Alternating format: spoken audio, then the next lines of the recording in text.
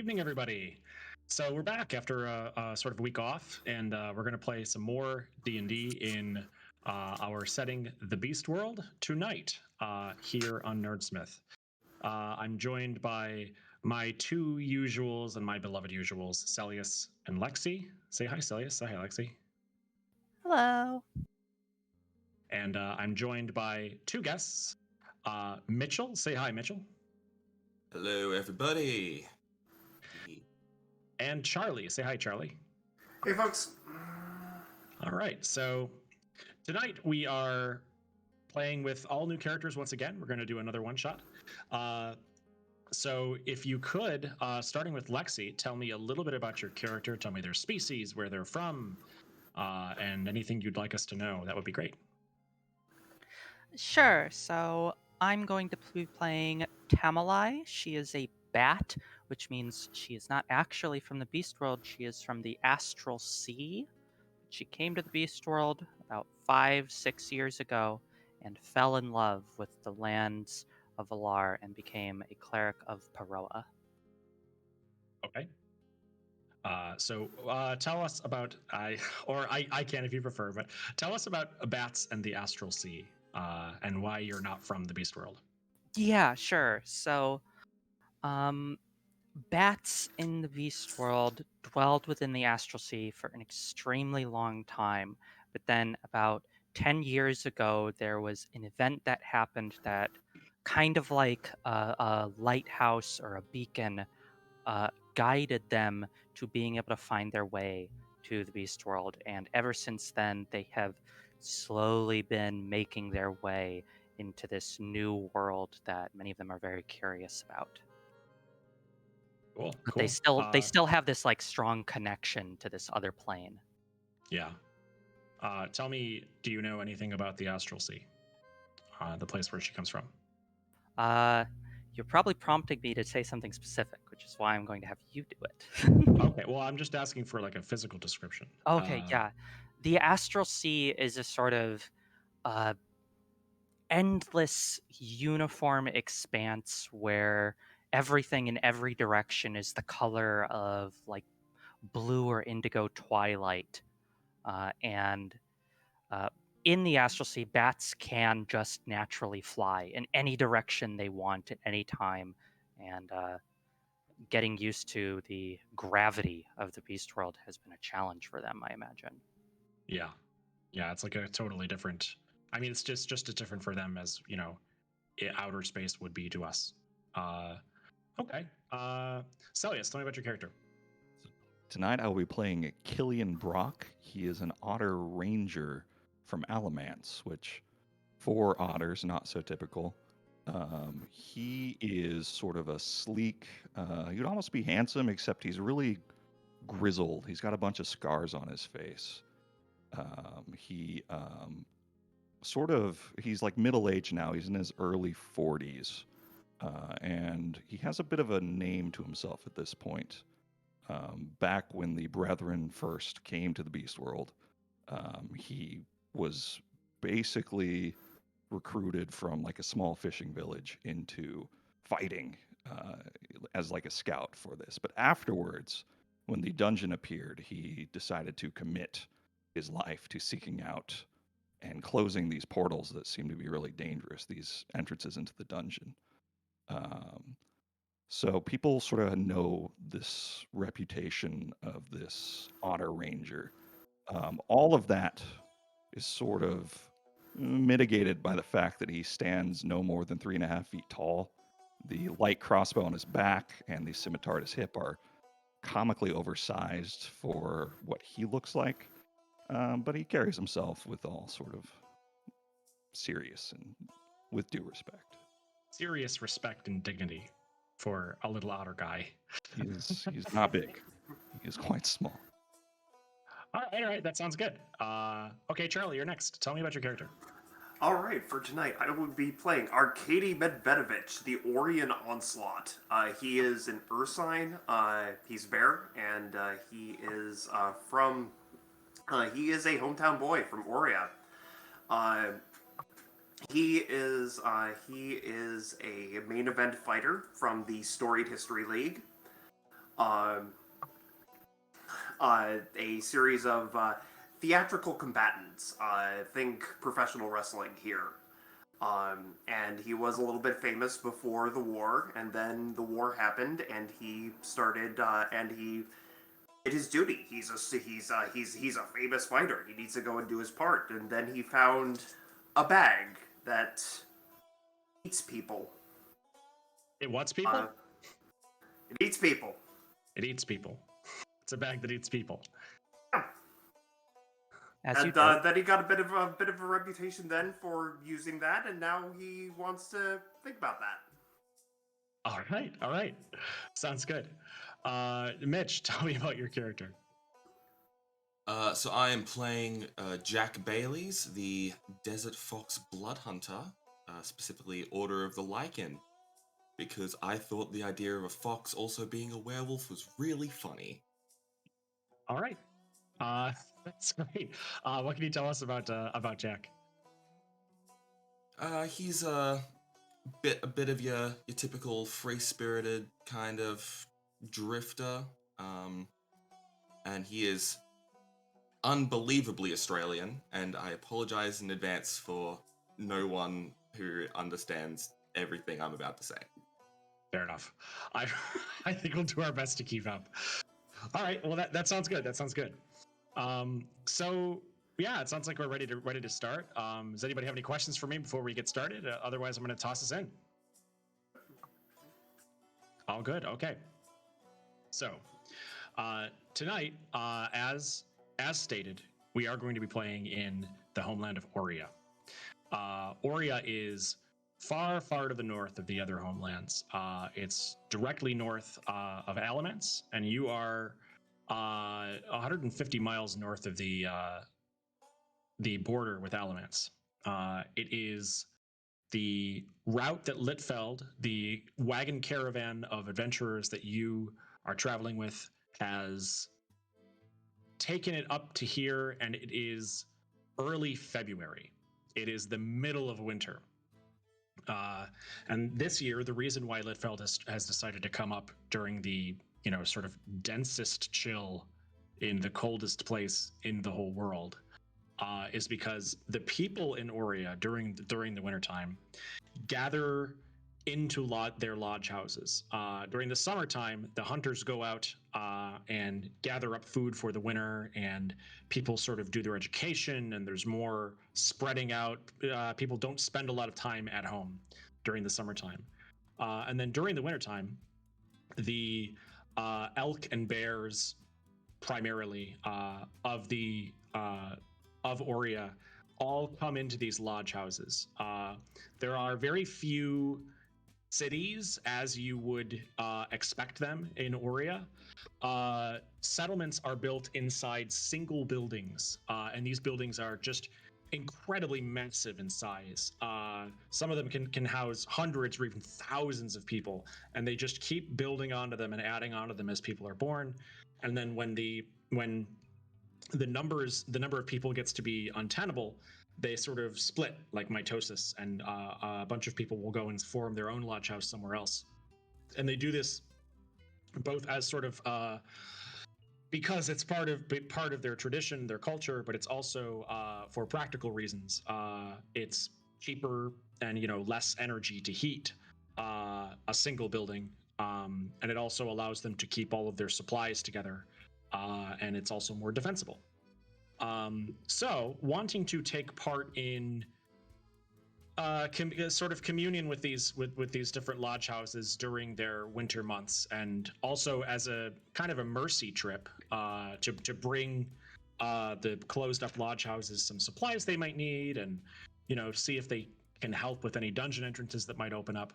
Litfeld has decided to come up north for the winter. You are currently in the caravan between two lodge houses. You are on your way to a lodge house from a smaller one, and the one that you're coming for is truly huge. It's one of the largest ones in the world, and you're maybe 2 days ride on the in the caravan from reaching this place. So it's the evening, and you are hanging around the the main bar in Litfeld. It's called Holly's, and it's getting to be the end of the evening. The evenings are kind of running up a little bit shorter than usual because it's -20, -30 outside. So sort of the chill is sending everyone home earlier than they might otherwise go. So I'm going to say it's about 12:30 in the evening, and the four of you are a delving crew that has been working together for a few jobs now. Obviously, none of you started your career together, but you've been delving for different amounts of time. It sounds like, but one of the things that so you've been together for a few jobs now, maybe a year or two as a crew. And you're sitting together at the bar as people are starting to head out. What do you do?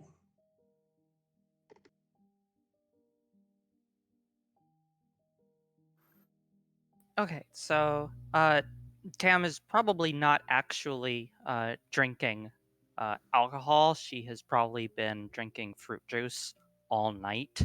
And indeed, this is pretty much how you've always known her to behave. And she is currently just like watching delvers as they leave the bar. And Okay. every time they leave, she mutters what it looks like they're carrying on them. Okay. Arcady has started drinking the strongest spirits that he can find to ward off the chill because he's so glad to be home. And maybe did a little more than he's willing to admit. So he's holding on to the table. He's holding on to the table a bit and trying to play cool. Okay. So yes, it's time to roll it in, right? I think Killian has a similar number of empty glasses that Arcady has, despite being a fraction of the size. And he's just kind of staring forward, not really paying attention to anybody, until he hears Tam talking, and he just kind of turns. He's like, "What are you doing? What is that?" Oh, I'm trying to see if any of them have gotten something new since I last saw them come through here. I see. If it's Have so they? far. No, nothing so far. I think they're all staying inside and not going into dungeons because it's -100,000 degrees outside. This isn't cold. When the liquid's in your eyeballs freezes, then it's cold. Why would you ever want to live somewhere where the liquid in your eyeballs freeze? Because it's home. Why wouldn't you? That sounds like potentially the worst possible situation I could ever imagine. I would Pretty love to bad. see paintings of a place like that and never want to visit there. Don't worry, we'll be living it soon enough. Oh, God help us all.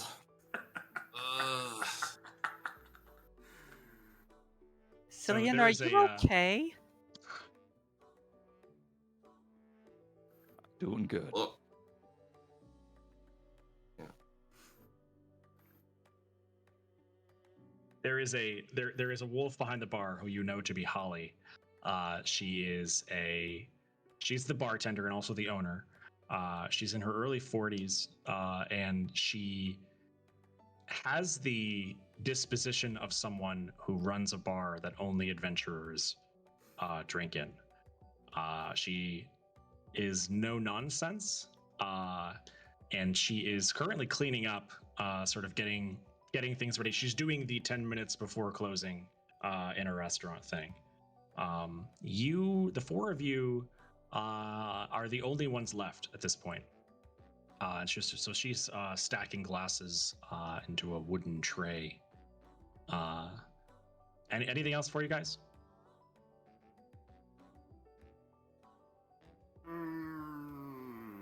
another drink, maybe?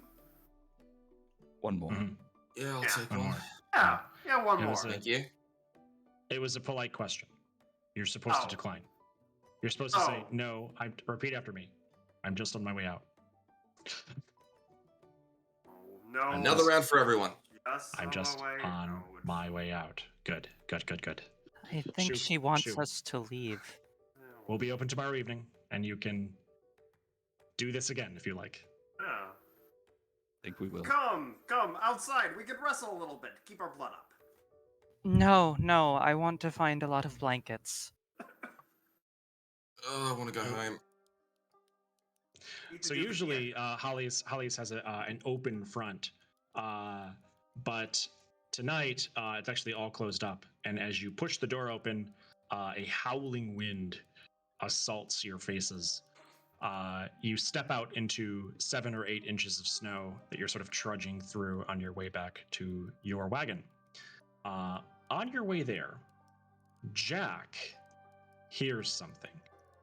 Off to your right, past. Okay, so to describe your surroundings a little bit here, Litfeld is a caravan of 500 wagons, and these 500 wagons are arranged in 3 circles. Think rings inside themselves, and you hear the sound from outside past the outer ring. So this is not coming from in Litfeld, Jack. This is coming from just outside. And you can barely hear it over the sound of the wind. And you are the only one of the 4 of you that hears it. There is a quiet thumping sound, like a clunk, clunk, clunk, coming from 100 feet outside the ring. Right, so unless our blacksmith decided to move outside of the caravan, I think there's a bunch of weird sounds over there. Can we please go deal with that before I freeze my tail off? What kind of weird sounds? And Tam is like, she has pulled her cloak and this sort of sari that is over her armor, like wrapped tight around herself, along with her wings. She's very cold. Arcady has just been like shrug, okay, and just starts walking that way, looking for whatever caused the noise. It's like the thunky that kind of that. It's over there, I reckon, probably. Like fighting? I mean, I don't know what kind of weapons go thunky when you hit someone with it, but I mean, potentially, I don't know. So you're going to investigate then? Is anyone not going to investigate? Killian is strategically using Arcady as a block for the wind. So wherever Arcady goes, Killian is right behind him. That's adorable. Step So- over. It to the probably works footprint. really well. Like, our size differential is pretty huge. It's extremely It works good. self-serious, Otter. Just Alright, going so- with it.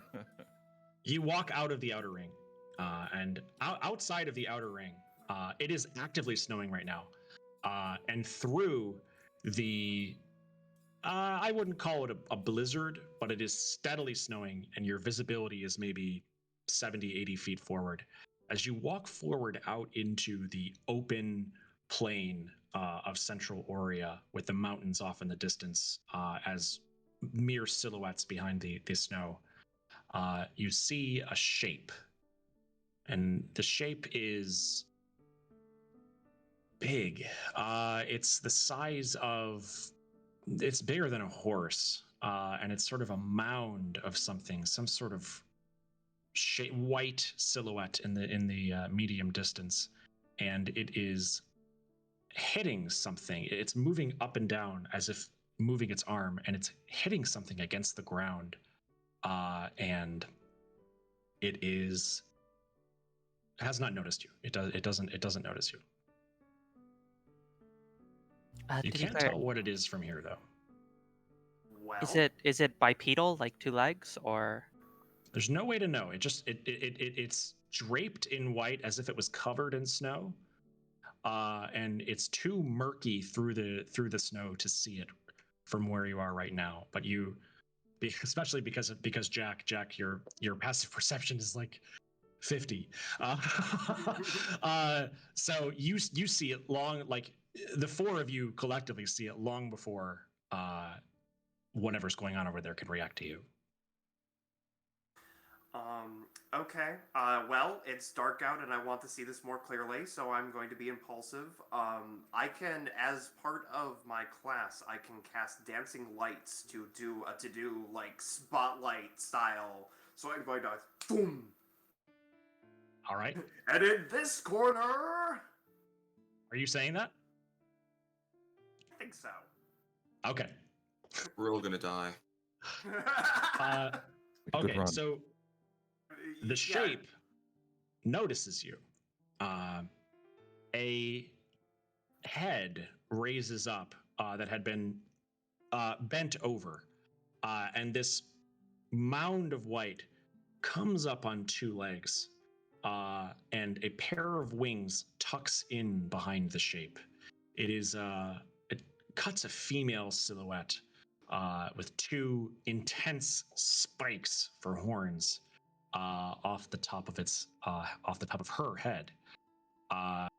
There's something dark red lying in the snow. The shape turns to face you, and you can see her bright ice blue eyes glowing in the dark. She doesn't Well, do good luck, anything, Aki. but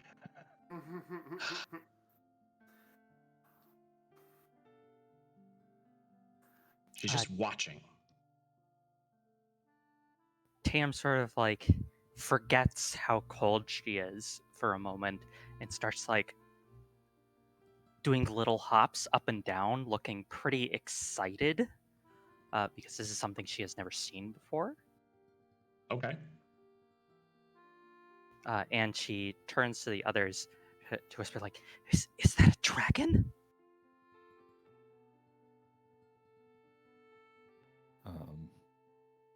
Killian. I like, didn't know looks- dragons came in white before, so that's a little bit beyond my purview. So I'm just gonna say yes. But I don't know.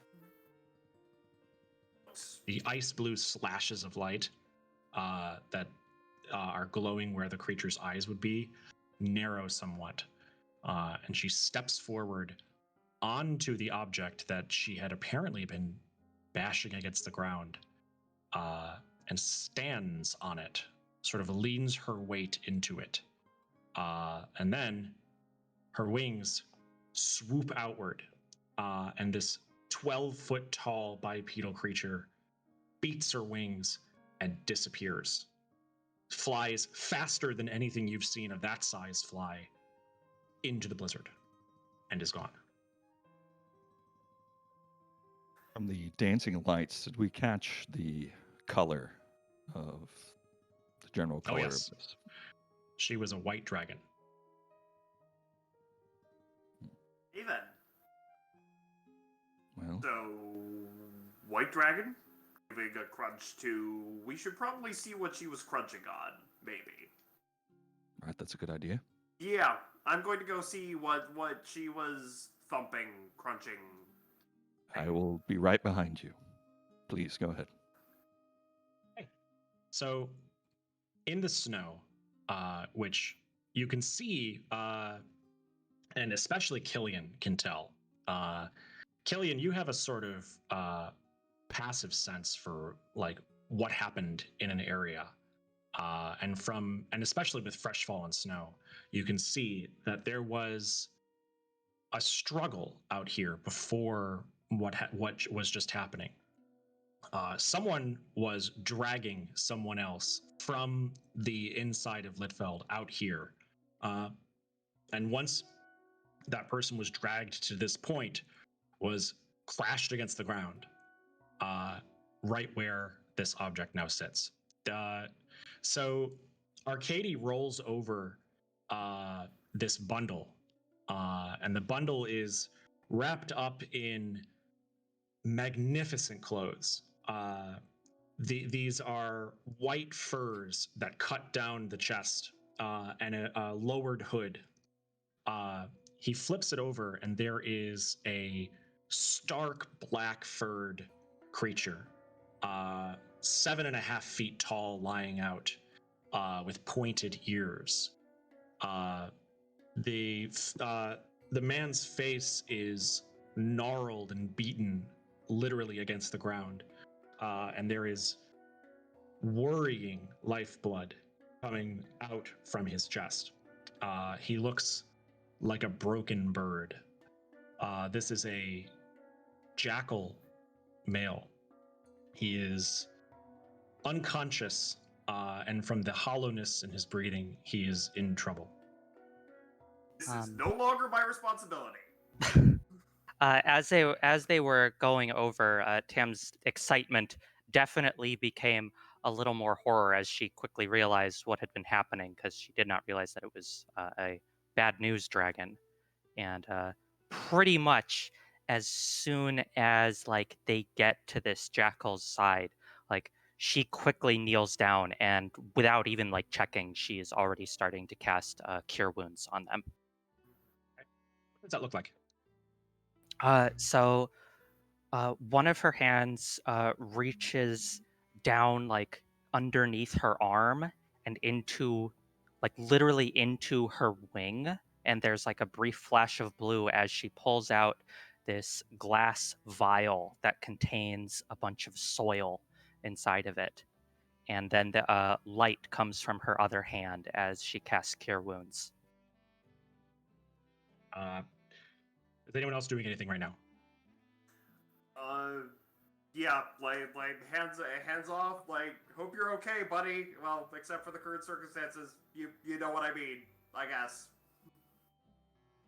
I think Jack has drawn his sword at this point and is just like staring off in the direction where the dragon went. It's like, okay, if I see anything, go time. Okay. And Killian is the same. He's grabbed his crossbow and he's looking towards the direction that this dragon flew off. Trying to keep an eye out. So Tam, how much do you heal for? So she's going to cast Cure Wounds.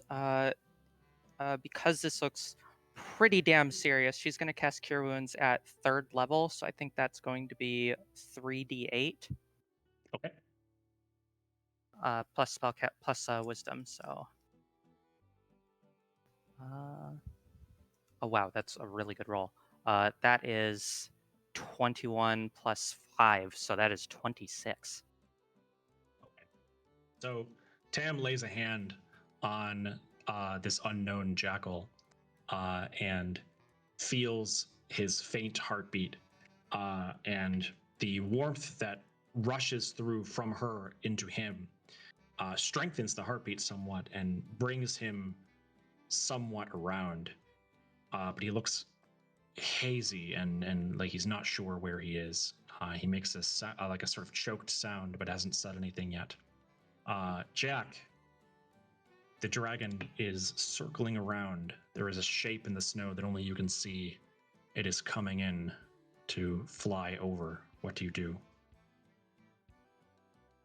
All right, everyone, back to the caravan. We're about to get very much flyby. Okay, I think we should really just book it. Go now, everyone. Come on, let's go. Okay. I'm going to try and take a route that puts me a little bit away from the rest of the group, and I'm going to dancing lights on me. Are you prepared to face the Orient onslaught? Are you prepared to choke slam a dragon?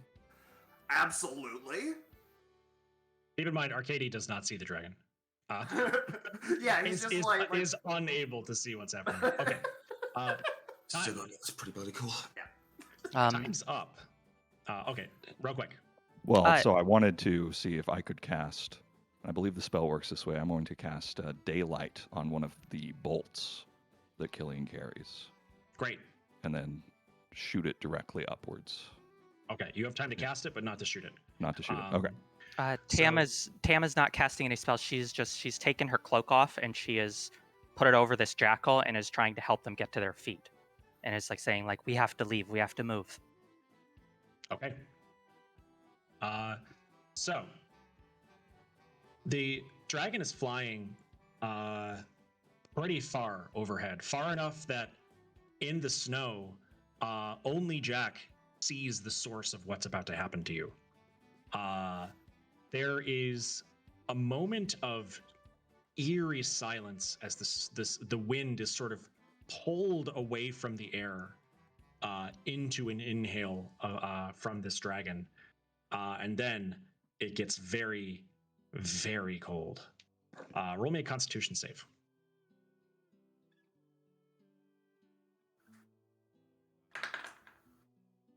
Oh shit! Nat 1. All right. Go ahead and add your bonus to that. Yeah, I think I'm going to choose to Indomitable that. I assume that an 11 fails. That's a fail. Yeah, I'm gonna reroll that. Okay, reroll. Jeez. That is a 14. Okay. 15. And then oh yeah, that's Okay. I get the one Okay. reroll. That's it. All right. And what did everybody else roll? Spicy 11. 11. 15. Slightly spicy of 14. 14. All right. So all of you are going to take full damage from this. Oh boy. I would like you to take 72 cold damage. It's like all of winter itself has left Aurea and gathered here for one last show, and it has fallen down on you all at once. There's nothing physical that comes from it. It's just wind, but it feels like being stabbed repeatedly as the air rushes straight through you like you were made of air too. The jackal, who had just sort of staggered up onto one knee, collapses over again, and he's in trouble. This was intended to finish him, and the cure wounds is the reason why he is not just an icicle now. The dragon. Oh, by the way, so the dragon is flying away. The dragon is 150 feet away after doing this. Well, what do you do?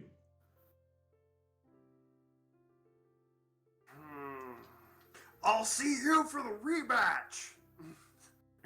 He postures to a dragon that he cannot possibly see, and will most likely just breath weapon again and maybe kill him. Fair enough. Anyone else?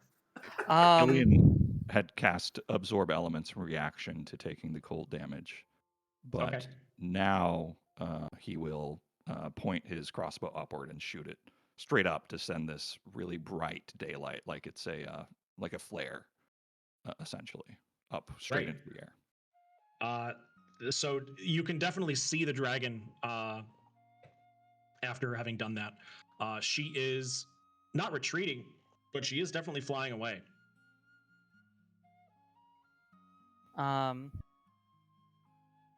Tam is going to pretty much react by sort of staggering and then casting Mass Cure Wounds almost reflexively.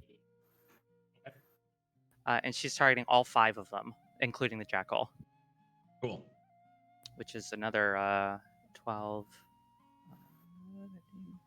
20 points of healing for everyone.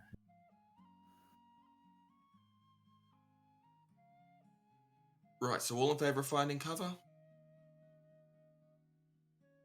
Yes, we need to move. Let's get back to the caravan. Yeah. I'll take out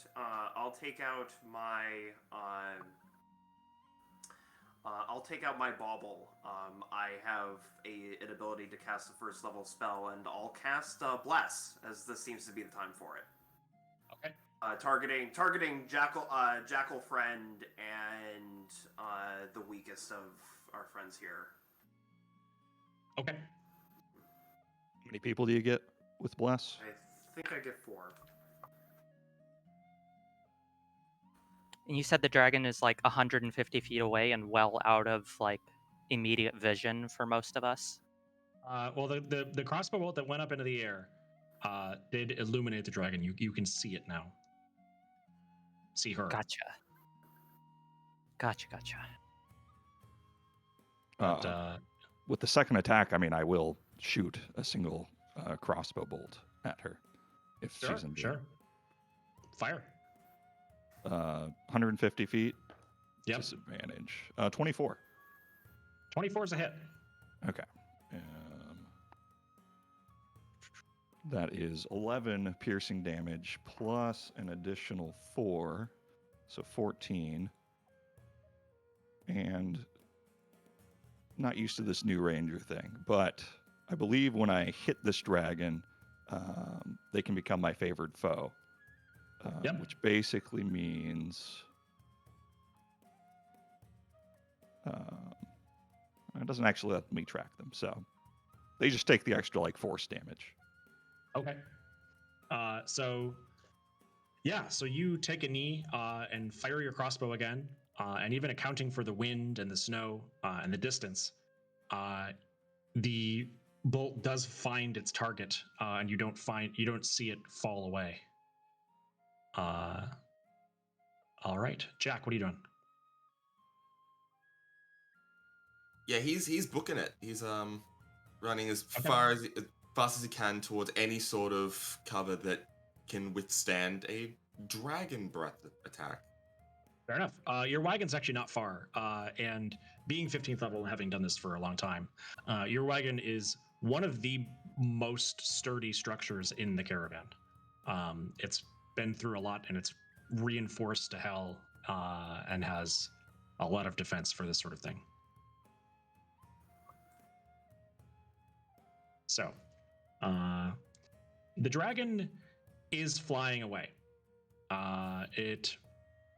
She moves with her full speed away now. She's flying off to the east and gets out of sight. Is anyone staying, or does anyone want to follow the dragon, or where is everyone going real quick? I think wagon first is a pretty good idea, and then after that, after that, wherever. Katie's going to try and get the wagon ready to move, unless anyone tries to stop him. Okay, so the 4 of you in the jackal head for your wagon. You crash through the door and close it behind you. There wasn't any sign of pursuit on your way over here. It took you about maybe 20 seconds moving full speed to get inside. So what do you do? Let's roll out and get this get this dragon.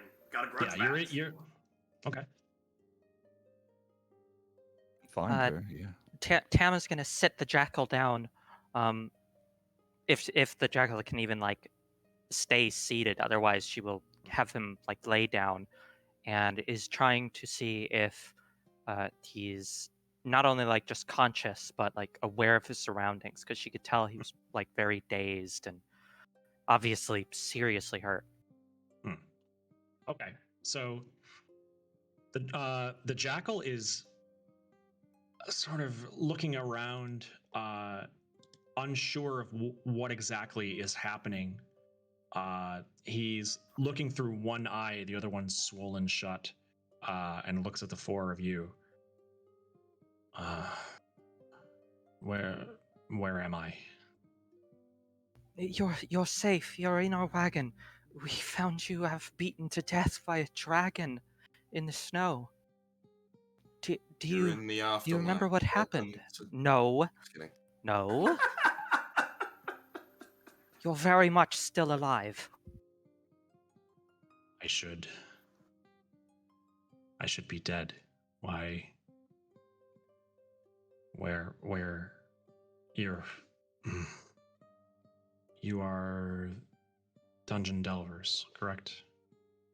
That is correct. Yes, you were just outside of the caravan. You have rendered aid. This is a complication.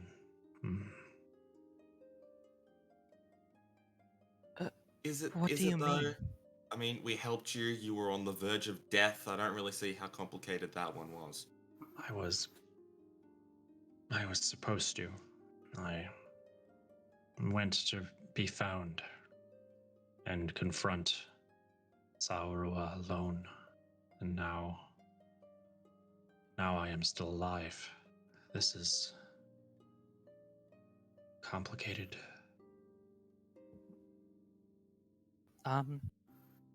Does he seem to be... Actually, Tam's gonna cast Detect Magic. Sure. And her eyes, which are normally like brown, become sort of like almost like a cat's eyes in the dark, get this sort of yellowish sheen to them. Cool. And she's looking to see if his jackal's like under some kind of like magical influence or control or something, because it's acting so strange for somebody who like just like almost died. There is an aura. I have to look up what it is. Hang on a sec. But the answer is yes. There is a magic aura surrounding him, consistent with an ongoing spell. It is something you've probably seen before, especially given your career. Yeah, that's what I thought. This is necromancy, and actually, roll me religion real quick. Religion. That is 13. Okay.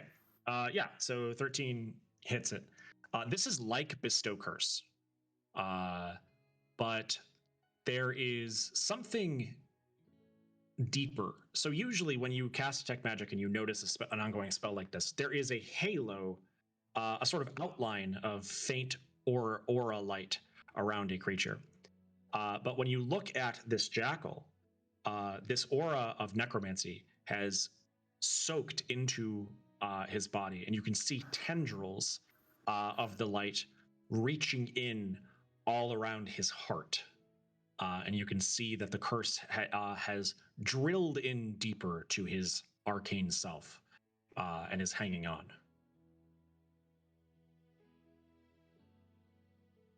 She's going to relay this to the others and say, like, it looks like the jackal has been placed under some kind of curse of some sort. I haven't seen something like this before. So, Man, dirty trick. That is not going to go over well with the crowd. Killian will. Not all curses are necessarily bad. Okay, sometimes they can have benefits.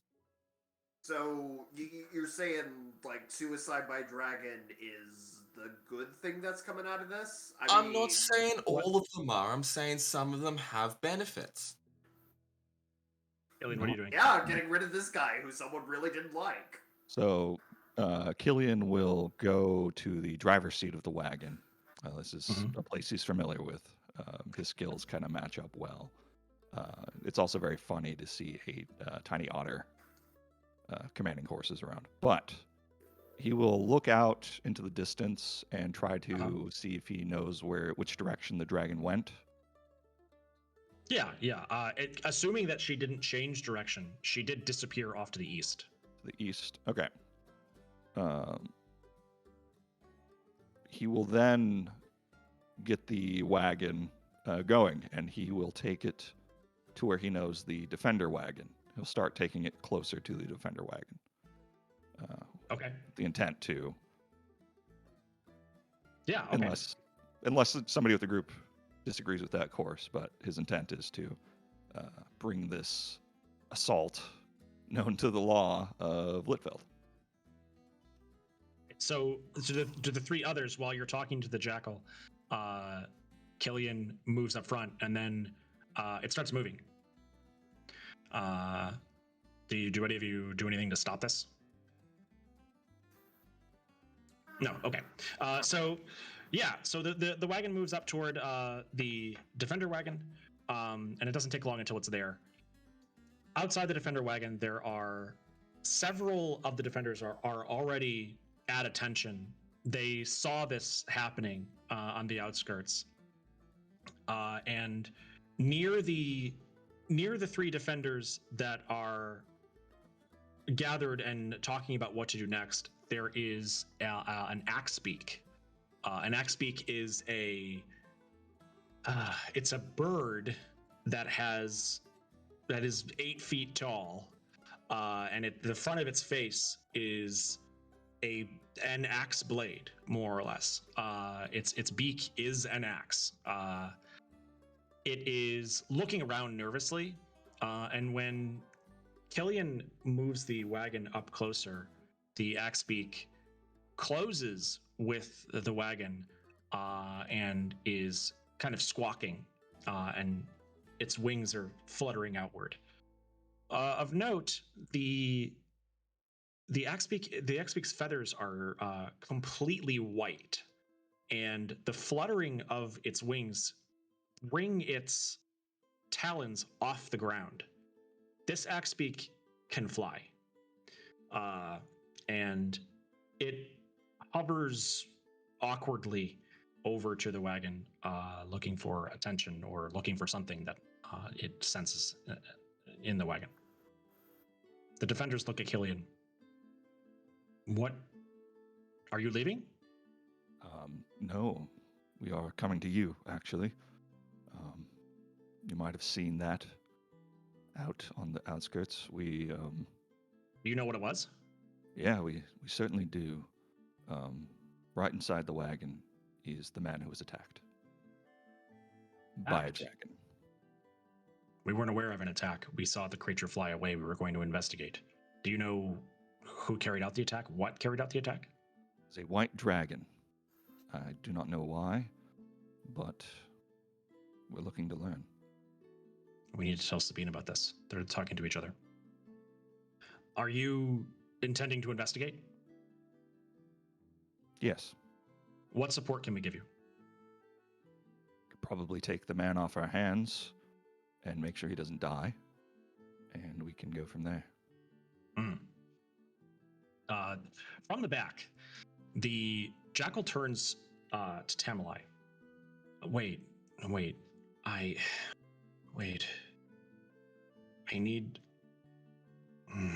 need to go back.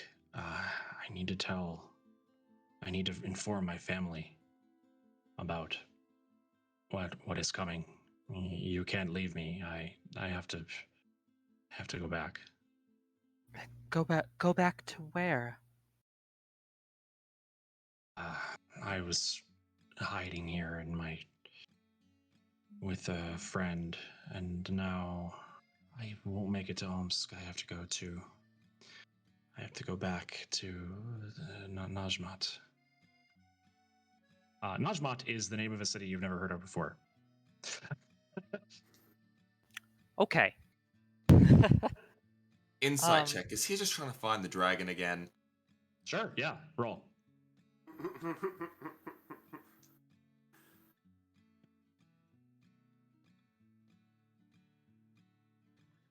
So that would be an 8.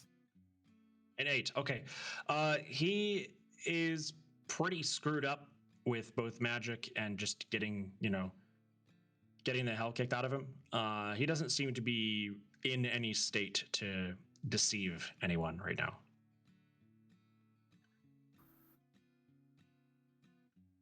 I have to go back. The sorry.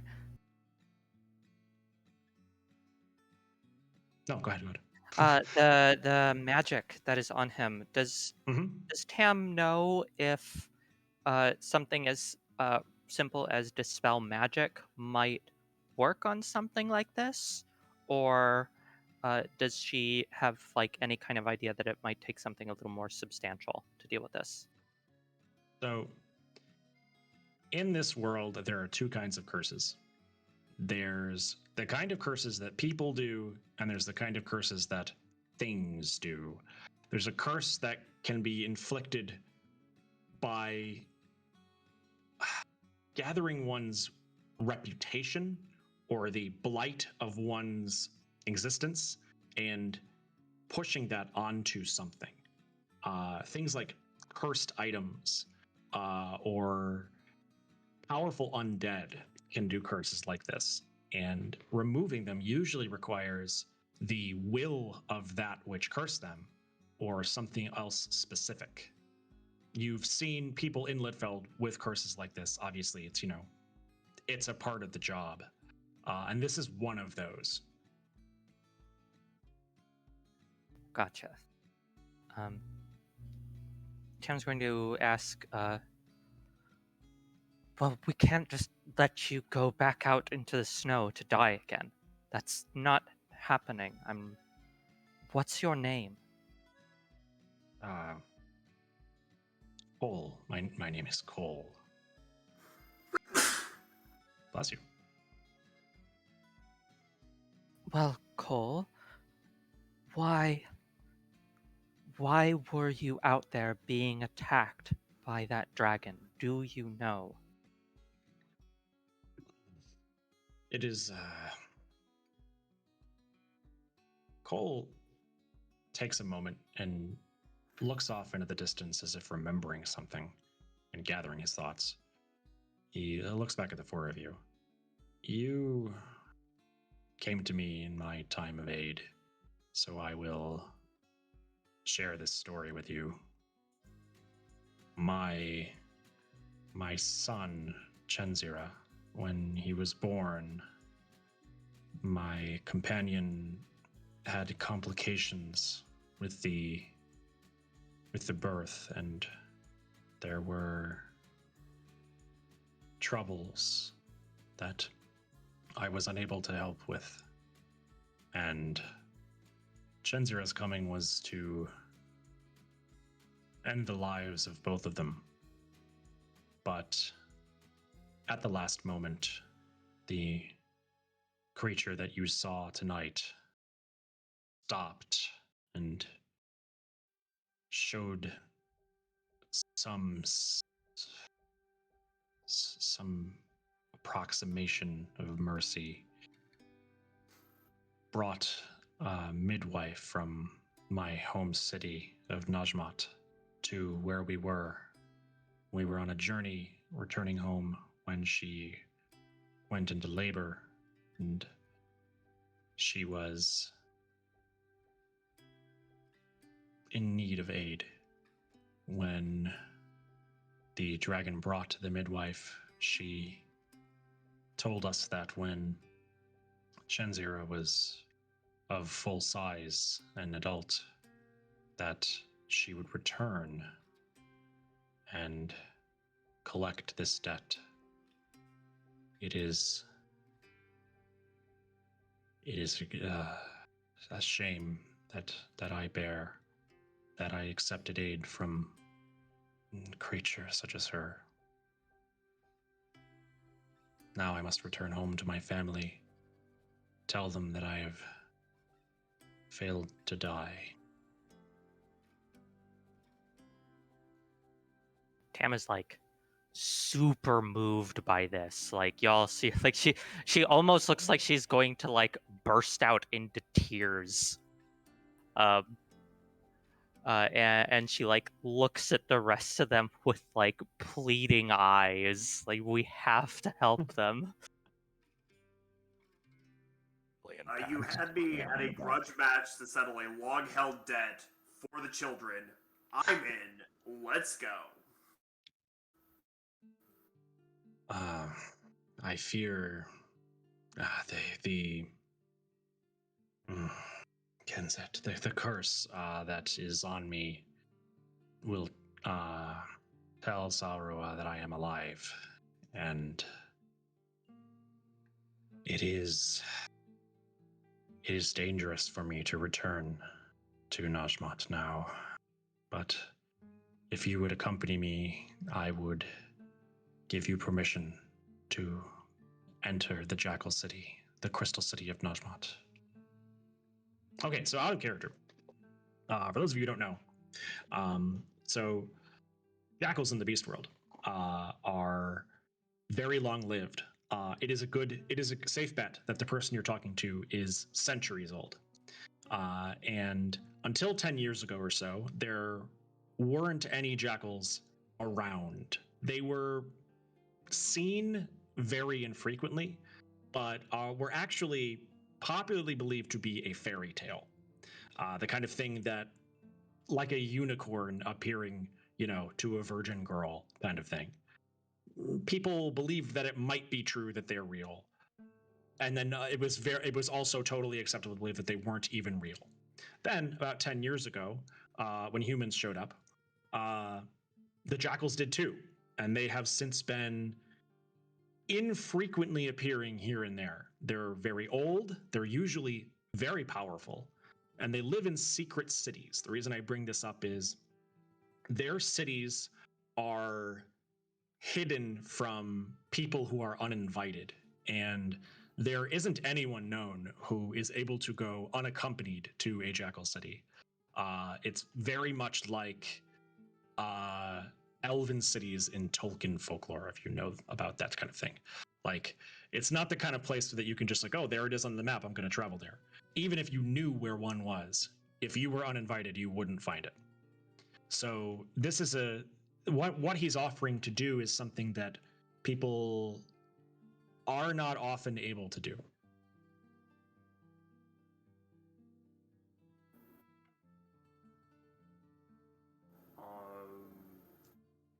Yeah. Sure, let's do it. Killian definitely is looking pretty excited at the prospect. Yeah, no argument here, mate. That sounds pretty bloody good. Right, let's do that. Absolutely. And- How far is Najmat?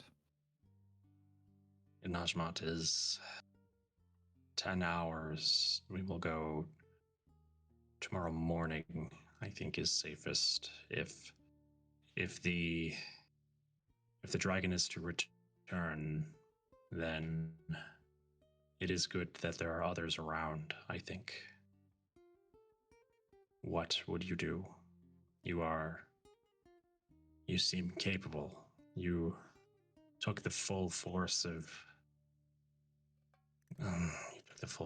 Sauro's attack and survived. What will you do? You ever heard of a suplex? Gonna happen. I am familiar, but I am unable to perform it myself. Yeah. What I do? Calling the shot. You will suplex Sauroa. Preferably in midair. I'm not gonna say that it's a requirement, but yeah, I got a feeling. Your bravery is admirable. If she put this curse on you, I bet that would lift it. Yeah. Hmm. Championship move, Perhaps. better lift it. Perhaps the condition of the curse is whether or not Sauroa has been put into a suplex. I think it's Following. possible. It's always the fine print. It's always the fine print with those curses. Yeah, I could like pit her, make her like lift it. That seems oddly specific, but I'm here for it. We will go tomorrow morning then. Yeah. If you think that is reasonable. I must contact my wife tonight, but I will wait and go with you. You're welcome to stay You'd here. better. You're in no condition to be going anywhere. I will use some of my wife's blessing to contact her. She sent me with it, but she was not aware that I would be heading into danger. Please give me a few minutes. All right. While he's talking, we have an important decision to make. Whose bed's the injured guy gonna take? Say again? Whose bed is the injured jackal gonna take? It won't fit in Uh, mine. It's not. It's much too small. Mine's much Tam, too small. Tam is 6 feet tall. She will happily give up hers to it. So Cole finds a corner, or somewhere in your wagon, and sits on his knees and appears to meditate. And in the midst of his meditation, his hair and the fur across his body blows as if in the wind, and he opens his eyes to a stark glowing white, and appears to commune with something from another world. He is half there and half not, even physically so. Seems to fade in and out a bit, and is whispering in a language you can't understand to whatever it is or whoever it is he's talking to. Guys, he's doing freaky shit. It's fine. You can eavesdrop Give on him if his you want. time. I want to do freaky shit. You All can right, do so I thought my shit was freaky shit, and then he pulls that. What? I'm not jealous. Yeah, better get learning. Give him his time. He says he needs time. it does take him a long time. The conversation conversations between two jackals can sometimes take a while, and this one does. For the next 2 hours, he is just seated he's facing the wall and doesn't seem aware of what's happening around him at all. He is there and also somewhere else. While you do that, do you want to do anything to get ready for when you leave tomorrow? Two things. One, during at least one of those hours, Tam is going to try to carefully attempt to use medicine to treat his wounds while he's doing this and be as unobtrusive as possible. So, as Tam starts to dress his wounds and kind of patch up what her magic couldn't, she notices a presence around her. None of the other three are standing within 5 feet of her, but there is something looking over her shoulder. Does she look? If she senses it, yeah, she glances over her shoulder. Okay. There is an outline of an apparition, a sort of light gray, translucent apparition, looking over her shoulder as she does it, sort of watching curiously. It looks like a little girl, but it's only half of a little girl. The lower half is just sort of fades into transparency. But what you can see in that transparency is that this is only half of a person. This is an apparition of a person that was rendered in two at one point. Oh. But she's just sort of gently watching. It's a long-eared dog, like a beagle girl, and she's just sort of watching. She looks curious. She's maybe 11 years old. Not saying, not making any sound. Does anybody else see that? The answer is yes. What? You can all see it. You can all see Freaky it. shit! He's a little dead. It's a little dead girl. My little dead girl. That is what that is, yes. Why? Why is there a ghost still in our wagon? What? Why? How long have you been Delvers? This is, Well, like, Do you have in our any idea how wagon, many ghosts there are in the desert? There's none. You guys have seen so much freaky shit at this point. This is your job. This would be like if a plumber went and wanted to clean out a septic tank and it was like, oh man, what's that smell? in our wagon, though. This is a sacred place. Right. Yeah. Hi, little ghost girl. How's it going? What you doing here? She doesn't respond. She's just sort of watching what Tamalai is doing because she is touching the jackal. She is touching Cole, so the ghost is watching this happen.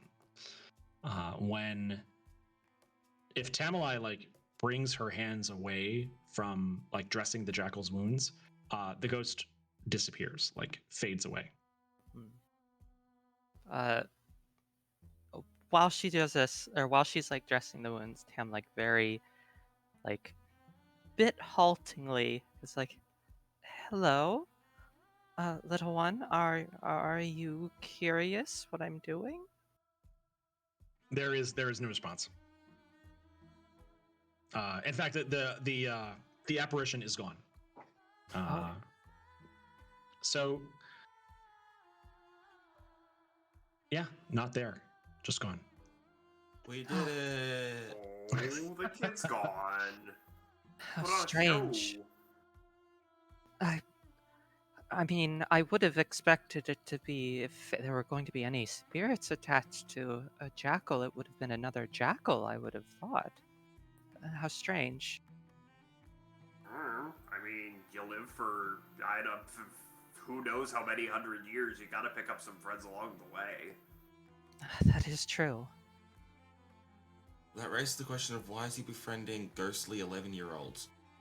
It's cut in Because half. he's a nice guy who likes Well, likes to make friends. Not normal. Yeah. he said Fair he enough. said he's a parent, and that looked like a child. So Oh And my! his child being cut. Was in that half. his fucking ghost child? That would be the saddest cut in shit. half. no, I don't think so. On He species. said his child was a jackal, I think. She could be biracial. You don't know what he's done. We might actually know that. For Well- a jackal, that'd be weird. I mean, look at me. Well- I'm biracial, and you don't see me harping on about it. Well, we'll ask when he's done with his communion, I guess. And Tam sort of like steps away if the wounds are like mostly as dressed as she can do. Yeah, I think she's done the best she can. You want to roll me a medicine check? Yeah, sure. That's right. Calling for a medicine check. 29. 29 on medicine. I have plus Are you 10. proficient? Yes, I have plus 10. Oh wow, proficient with medicine. That's good. That's good role play. So all right. So yeah, you did a great job. It was very quick and efficient, which makes sense for Tamalai. So he looks patched up. He didn't like he was perfectly cooperative. He didn't respond to anything you were doing, but he wasn't getting in your way either. So a little while after that, he comes back to the world, whatever world you're in, from whatever world he was in. His eyes blink, and then he is aware of what's going on. He rises to his feet and appears to have shaken off some of the effects of the curse, whose aura around him weakens as the dragon gets farther away. I have informed my wife that you are coming. She will tell the wisest. You sound better now. It is a fortitude that I have had to learn over these 18 years.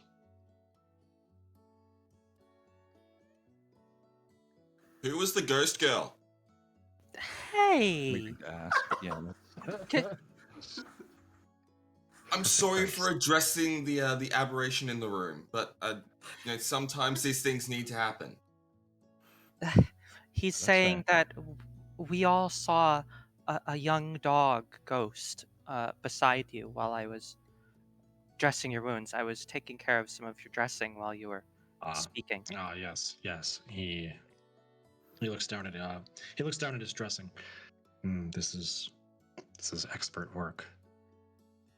If you were touching me while I was in communion, then it is probable that you saw Priscilla.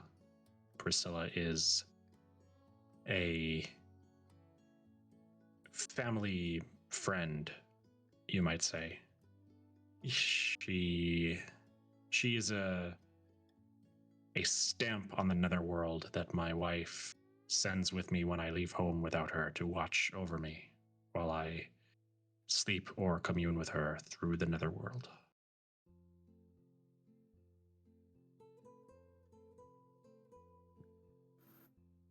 So, not your daughter.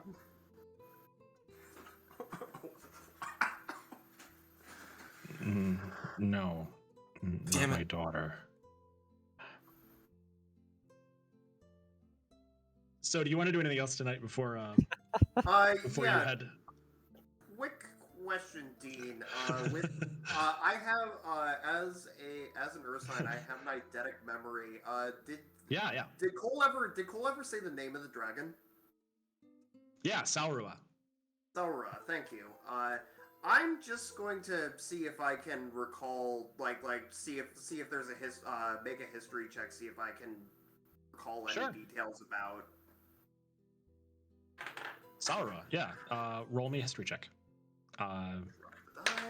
That's cool. That is a 25. Hot damn. 25. Phenomenal.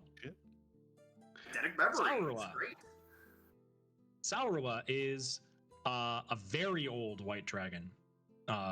She is one of the white dragons that is not from this plane. She's one of the ones that was born elsewhere and came here. There isn't a time in history where there was no Saurua. She's in a lot of writings from old lodge house stories. She has a lot of titles like White Plague and Death Spike of the North. So this is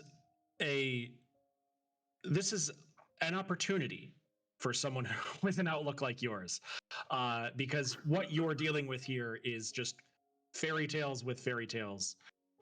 She is known for holding very long grudges and also having her reputation that surrounds her, whether it's true or not is up to you to decide, but the reputation that surrounds her is that she has the most dangerous lair in the beast world.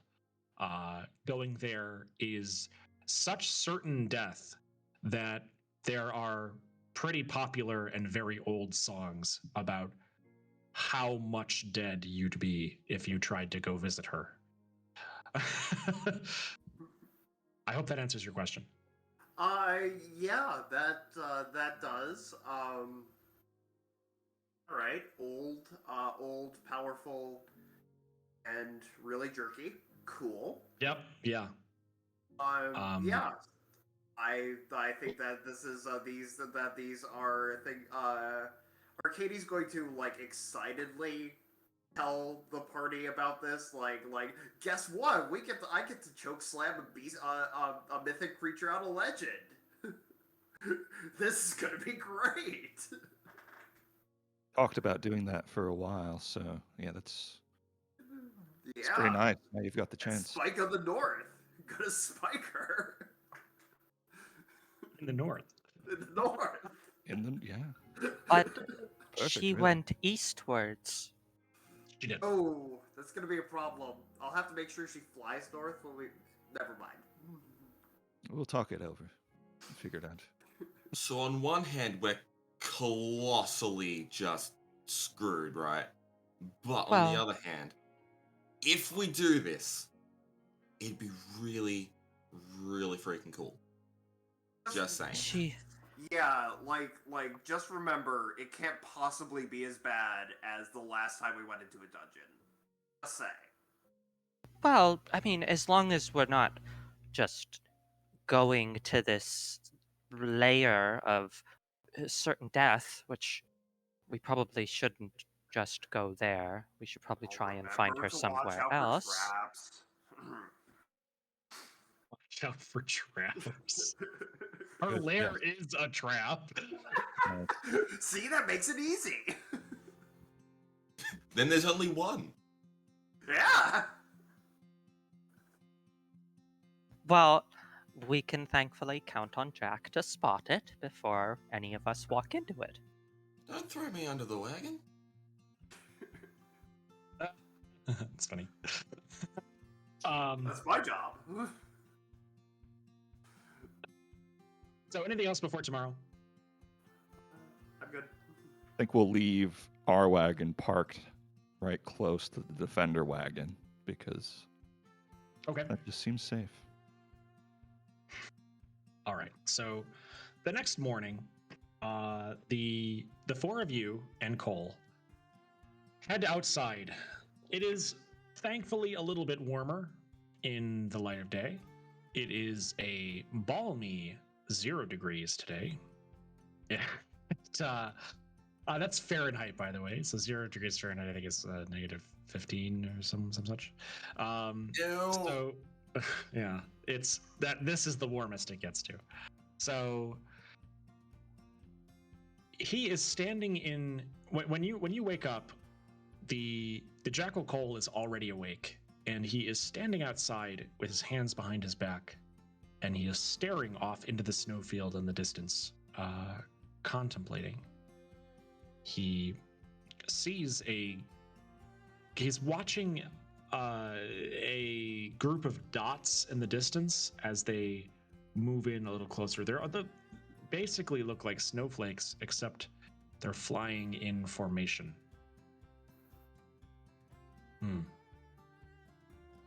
Killian will stand yes. next to Cole, which is he's literally twice as tall as Killian. So Killian looks up and asks, "What do you see? What is that?" Those are our family's mounts. My wife has sent them to me to help you reach our city. Right. That. Okay. Do you have somewhere you can stable your draft beasts? We can call in a favor. Won't be too much. We will lend you our family mounts, and it will help you reach our home faster. We have much to discuss. Works for us.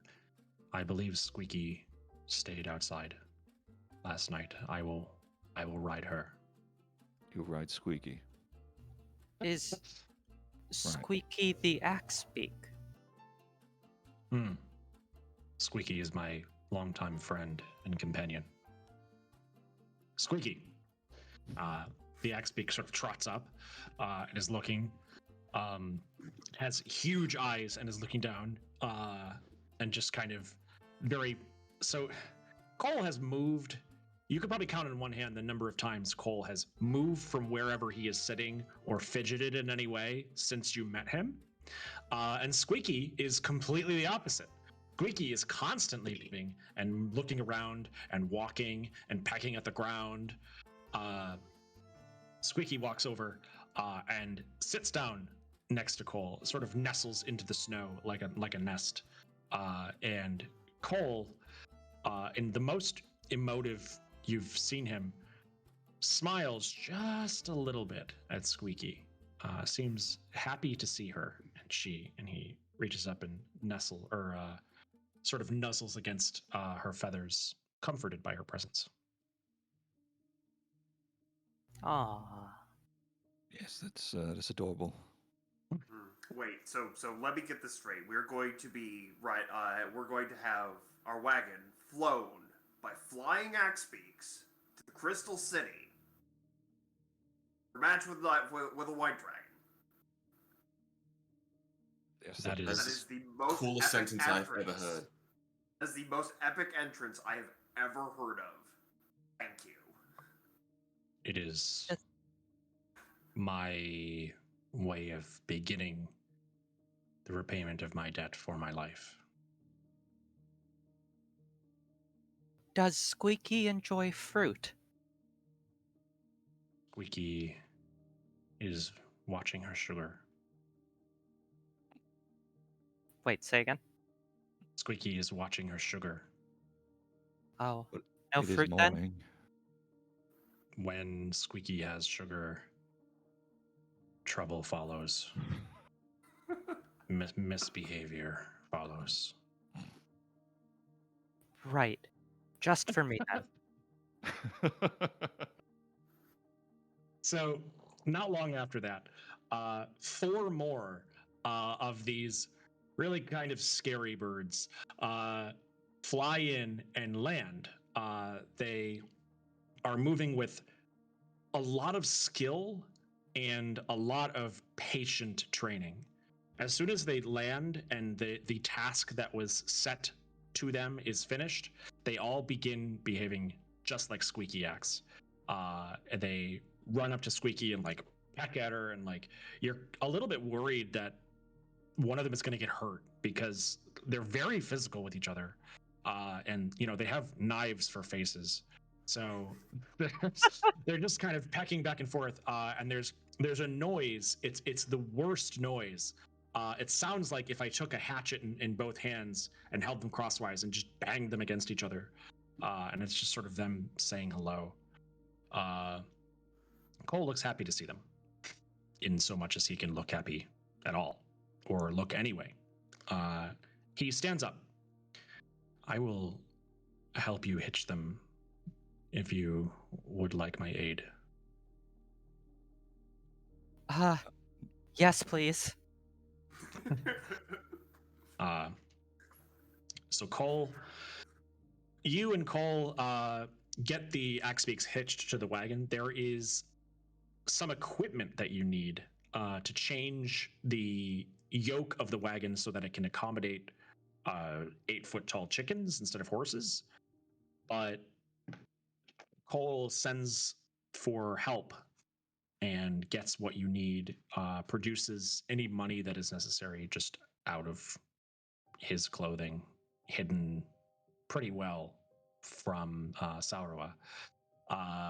And before long, instead of 2 horses, you have 4 Axebeaks hitched to the front of your wagon. They are spaced farther than horses would be to walk it, because there needs to be space for their wingspan.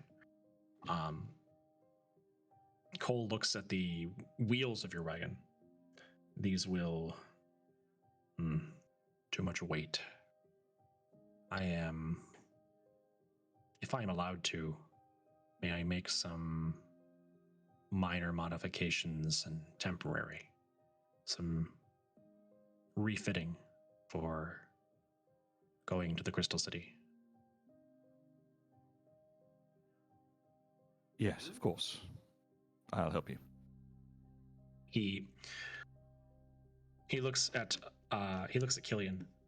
We will need this and this and this and this and this. He rattles off a half dozen specific tools, and his eyes, which have been a little hazy and a little bit far away, distant and a little bit mournful, they light up and they come alive when he starts talking about the tools.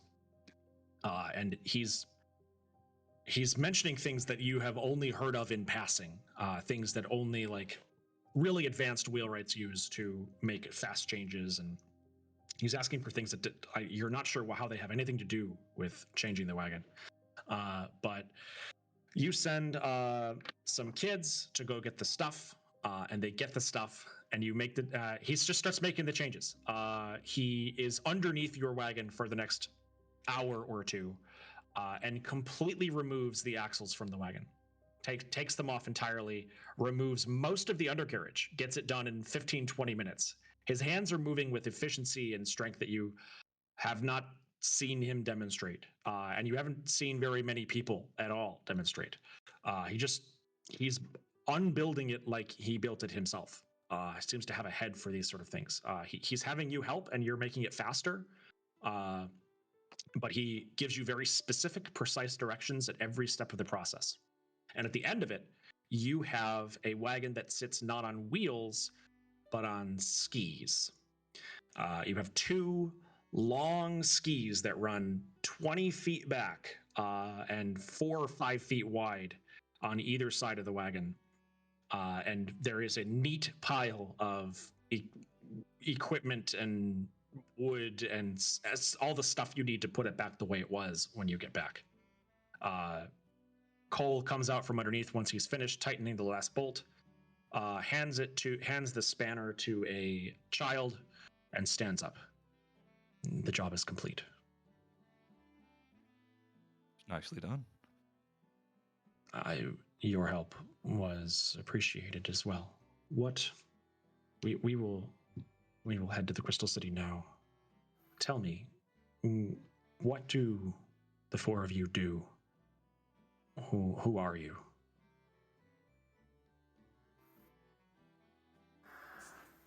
While you do this, he's getting ready to leave, and you are the X-Beaks take you away while you're having this conversation.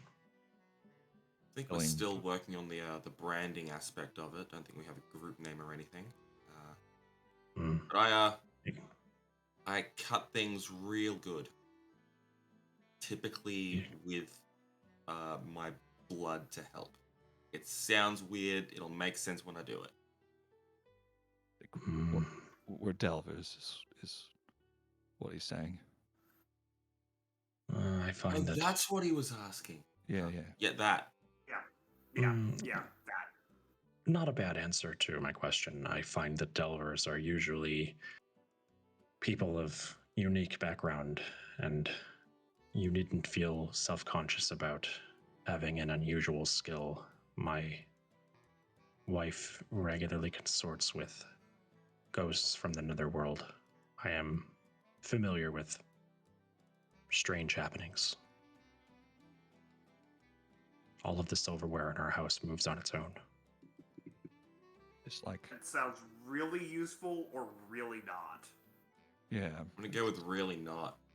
Probably. There is a serving spoon that is somewhat unruly. Thank you for laughing. That was a joke.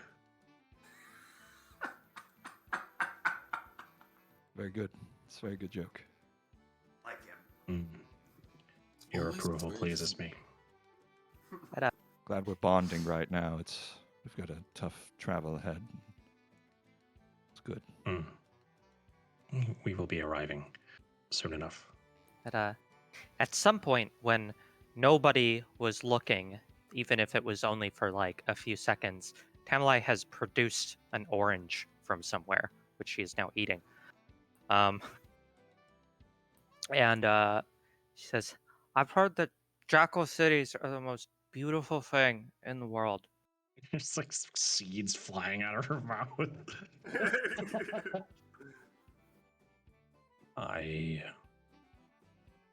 I have never seen anything more beautiful, but I have not seen everything in the world. Oh, neither have I, but someday. That is a laudable goal. I also wish to have many experiences in my lifetime. All anybody can ask for. Tell me, have you been anywhere interesting in your travels? What have you done? Oh yes, before I was a Delver and joined these folks, I was out on the islands of Alar.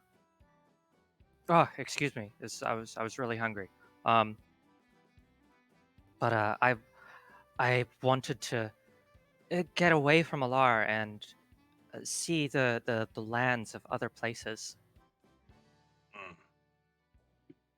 I have been to the islands they call Alar. There is a beautiful jackal city there that we visited with our wisest some years ago.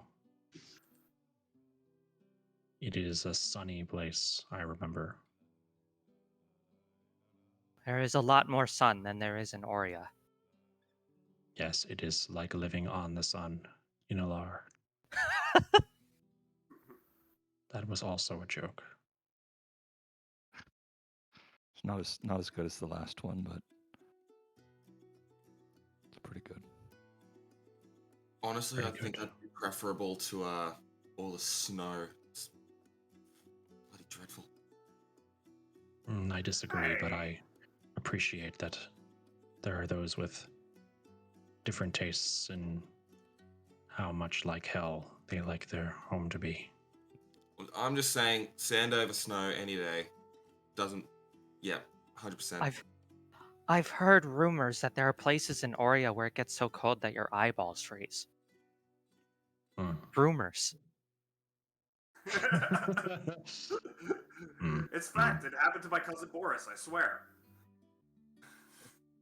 You should listen to him.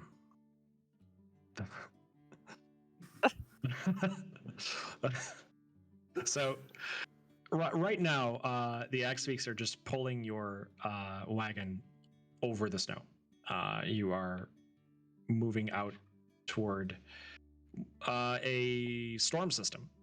There is a part of on the horizon. You can see a billowing gray mass in the sky, and it's darker out there than it is here. We are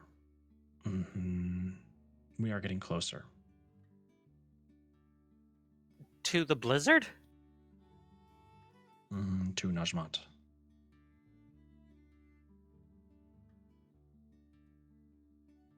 Is it something to do with the approaching clouds? Is that what is that?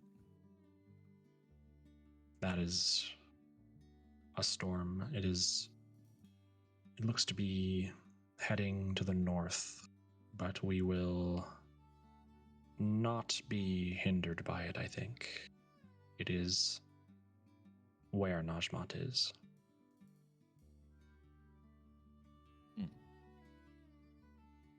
Well, we'll trust you on that. You know, in When we terms arrive of at the- security, a blizzard wouldn't be too bad.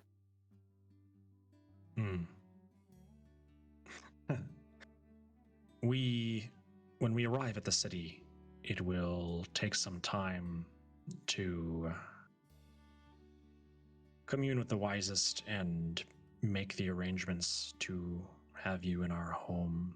Until then, you will be free to walk the city as you like. When you are ready to join us, you may come to my home. I will give you directions before we leave. Is this agreeable to you? Very much so. Yep, too right. I can't Good, wait to good. see it. Then now we will head more directly toward the city. Cole stands up and goes out toward where the Axebeaks are pulling the wagon in the front. He stands over the driver's seat and says a word in the jackal language, and the Axebeaks all spread their wings, and you feel a lurch in your body as the whole weight of your wagon rises up off the ground. There is something helping this happening, because 4 Axebeaks can't carry something as heavy as your wagon. But nevertheless, you start rising off of the ground. You're traveling forward at a really, really good speed. You're going 35 miles an hour. And then you are taking off. You are 10, then 20, then 30 feet in the air. And then you're moving at a 45-degree angle toward the sky. There is a rattling of everything in your wagon as it changes angle and begins to rise. Jack just immediately digs in, and it's just like,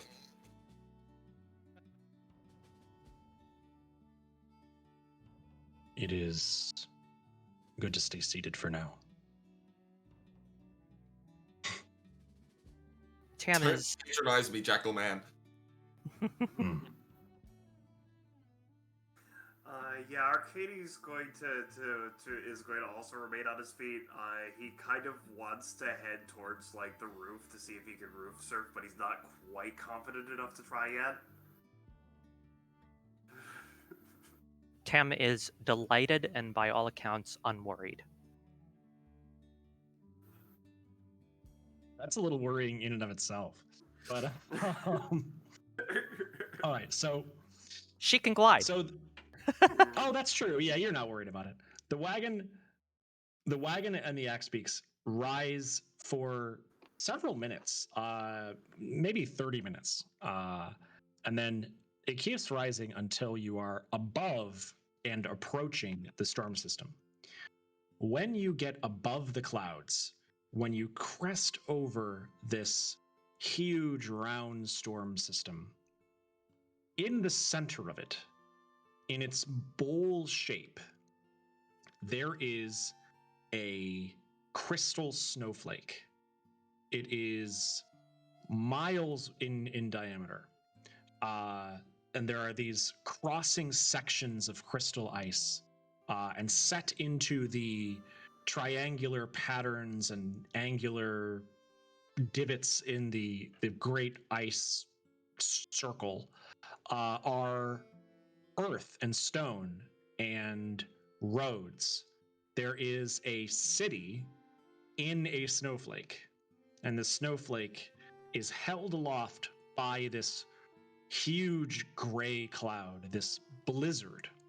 It sits on top of the blizzard, which travels, or not travels, but it stretches for several miles past the edge of the city in every direction, large enough to keep something like this aloft at all times. You saw absolutely no sign of it before you were up here, but now you are flying well above the storm system and approaching this colossal snowflake. That is Najmat. Cool. Tam is incomprehensibly delighted. As you come in a little closer, you can see there are other jackals that are walking through the city streets. In the center of the snowflake, there is unlike the rest of the buildings in Najmat, the center structure is made from the ice crystal. It is a palace carved from the snowflake, and there are balconies and windows carved into it, and it is hollowed out, and you can see through the walls. You're flying out right past it, and as you look in, you can see all the way through the building through to the other side, and you can see everything inside as if they were outdoors. That is the home of the wisest of Najmat. She stays there. We will meet with her later today, I think. Now we will land. So you you fly out. You fly out toward the far edge of this big snowflake, and come to a landing in a snowfield that surrounds the entire outskirt. There is a thump as the skis of your wagon hit the ground, and the axe beaks slowly bring it to a stop. You're standing at the edge, or you're resting at the end of one of the main roads of Najmat that come out from the center and wind around through the city. It's a little unnerving because from where you can see the edge of the city, and this is a city that you could fall off of. If you went for a long enough walk and were drunk enough, you would just fall off the edge. We are here. No kidding. I must ride to meet the wisest and my family. We will meet later. Is there anything you need for now? You say you'll meet at your house. Is that correct? He gives you directions to his house. If you head from the center out of the fourth spoke, and then he gives you a bunch more directions, and he gives you the address. That is my home. Give me at least 2 hours, and then you may come to my home. Until then, you have the blessing of our city to walk through it as you please. before you go, is there anything here that we should see before we have to tend to you and your home?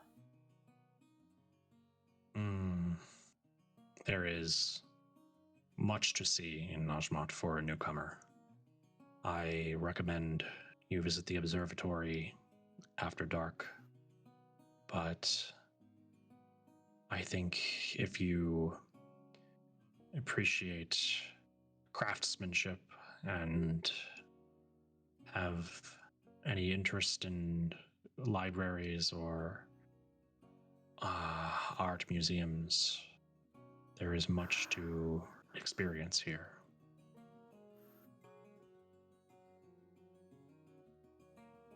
Tam is just kind of like babbling excitedly, to be honest.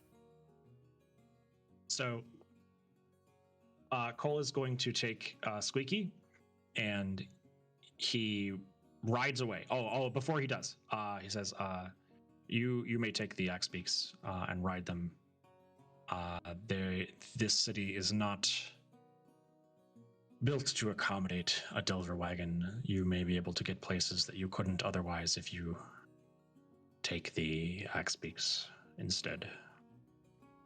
I will see you in a few hours." And he leaves. What do you want to do? We can ride these things? Well, he is. He got on, like, just swung his leg over and rode away, and he's almost 8 feet tall. So Don't think they'll let us into the museums with one, but we could try, but that's probably not the greatest idea. Maybe they will. She's gonna try and mount one.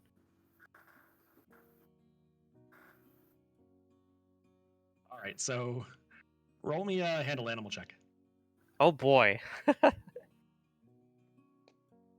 Oh no. 8? 8. I have a question for you. Is Tamalai wearing anything shiny? Yes. The scale mail underneath the red sari that she wears is adamantine scale mail, so it is quite shiny. Okay. So when Tamalai walks up to this snow white flying axebeak, there is a glint off of her mail at the sleeve, at the sort of the shoulder, and the axebeak is watching this glint in the sunlight and looks obsessed with it.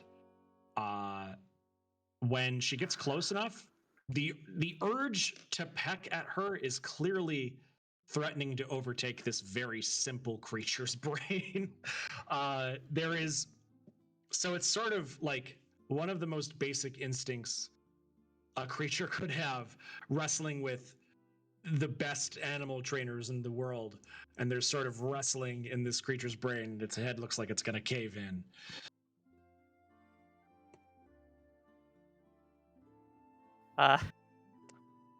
She sort of like stops and phrases and goes, "Please don't eat my arm."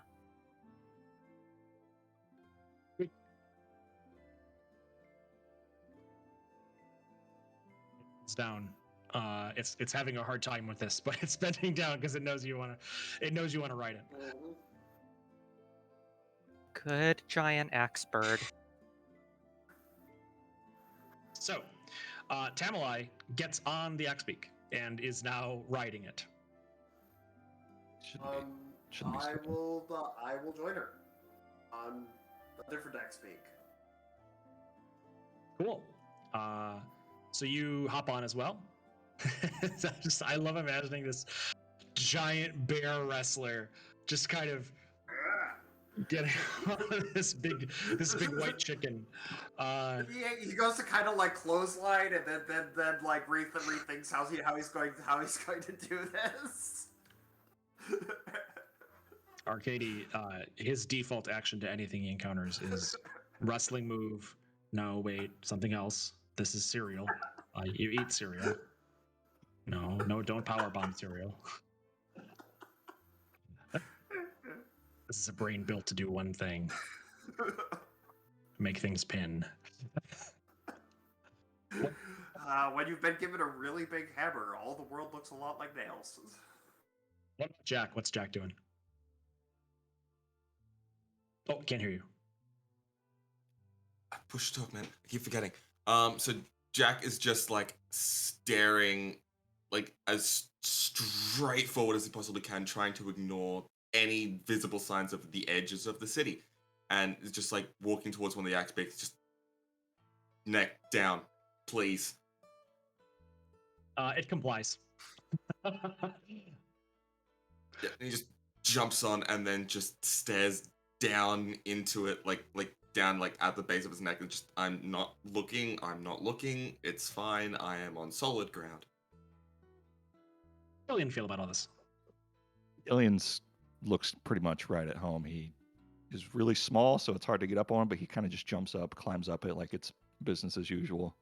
Sure, Yeah. sure. Okay, so all of you mounted.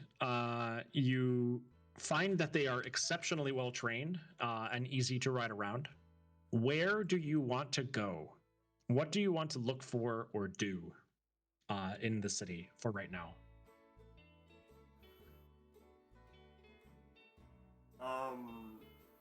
Arcadie's just kind of content to go with the rest of the crew. He's just very happy to do like a hi. I'm a bear in this in this city. Like wave to the kids. Just you know, here. I'm here. This is great. Might get distracted by some food. Ooh. I definitely. Tam intends to purposefully try to get herself lost in the city, Okay. if she possibly can. Though she is going to ride the Axebeak up next to Jax and go like, "It's okay. They've probably been living in this city for longer than any of us have been alive. There's no way it's unsafe to be wandering around the city." I'm gonna die here. You No, might, you're yeah. not. No. Might as well enjoy it though, right? Just stay on the Axebeak. It's okay. You might, yeah. Right. So you're gonna ride in the city for a bit and look around. You see, it's the architecture of Najmat is built in and around this great big snowflake. It is everything. Obviously, everything that is here was added to the top of it, but it was added with a sort of care not to disturb it. There was. It looks like they didn't turn the snowflake into a city. They just are mounting the snowflake and they're leaving it untouched wherever they can because of the nature of such things. If you break off part of it, it regrows completely differently. So they try to keep as much of it intact as possible. You ride through the city and see all manner of buildings that it's reminiscent of the type of city that you've been to in the past, but there's differences all the time. It's like you've only ridden for less than one day, but you're in a city that feels like it's on the other side of the world. There are too many of certain types of buildings. There's a lot of art museums and there's a lot of studios and what look like small universities. Rather than having one large place of learning, there looks to be a school for every 8 people that you see. There's a school for every house almost. And of note, you don't see very many places where food is being grown. There are greenhouses now and again, but for the most part, you don't see where the farmland is here. And also of note, you don't see any restaurants. There are no restaurants, there are no bars. There are buildings that are closed for the day that look like might be bars, but when you look through the window, you can see bookshelves that go from floor to ceiling, and they're covered with these colorful wooden boxes stacked long ways, like books. There are no bars though. There are no restaurants. There's no eateries anywhere. What do you do? Maybe we should ask around.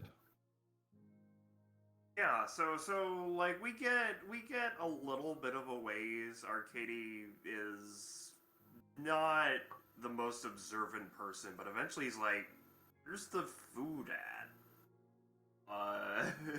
I don't know. Do jackals need food? From the looks of it, I they only mean, they got a hole knowledge. for it. So there is a jackal woman dressed in it's her clothes look like they are quilted. It looks like a quilted dress, but the stitching of the quilt is in this wild pattern, and these lines that swirl in on themselves in this blue and white fabric.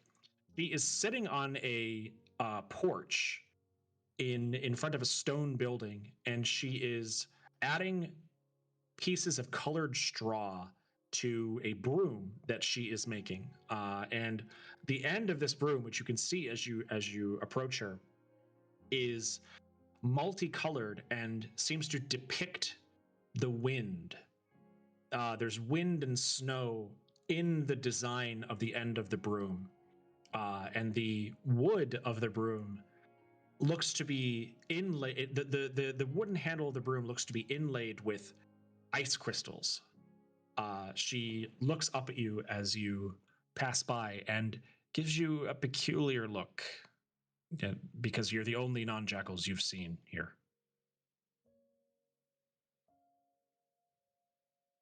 Tam sort of waves somewhat enthusiastically at her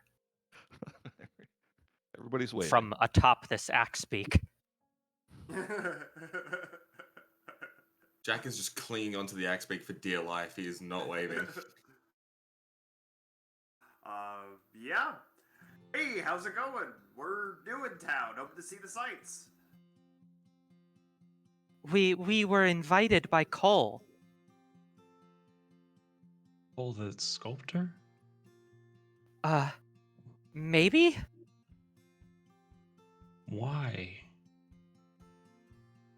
He needs our help. We're helping him. Helping him.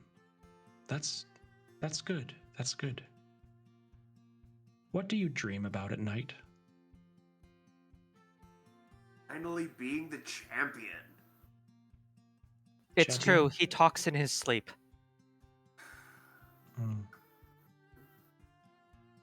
What about you? You're of the astral sea. What does a creature of the astral sea dream about at night? Well, sometimes I dream of the astral, but a lot of times I dream about like gardens and weird like places full of water. I can't breathe underwater, so I also can't breathe underwater. We have that in common. That's interesting. What would you do here in Najmat, allowed to wander as you are? If you could find somewhere, maybe I can render you aid. Well, I was hoping to grab some food and hoping to grab the. I went and visited Dodgebot, but all I got was this shirt. Grab food. We need to Grab. eat. Do you have places? Do you have restaurants here? Oh, like like a feeding trough for livestock. No. If you need to use our eating room, you can. eating room. It There's doesn't one. accommodate. It doesn't accommodate more than one person at a time, though. Strange. Where would one obtain food here? You can step inside my home and use my eating room if you need to. You'll have to do it one at a time, though, I'm afraid. You might be able to squeeze 2 in, but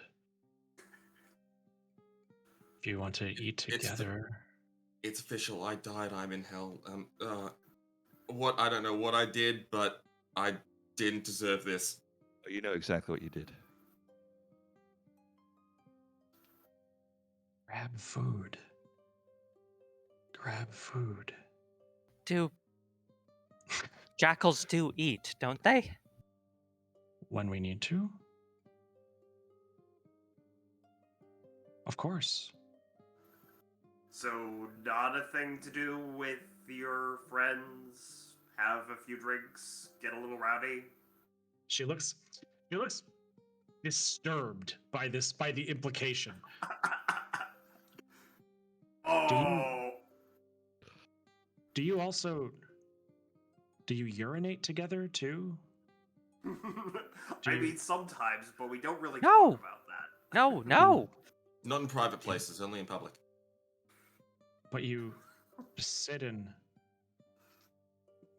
you would ingest food together.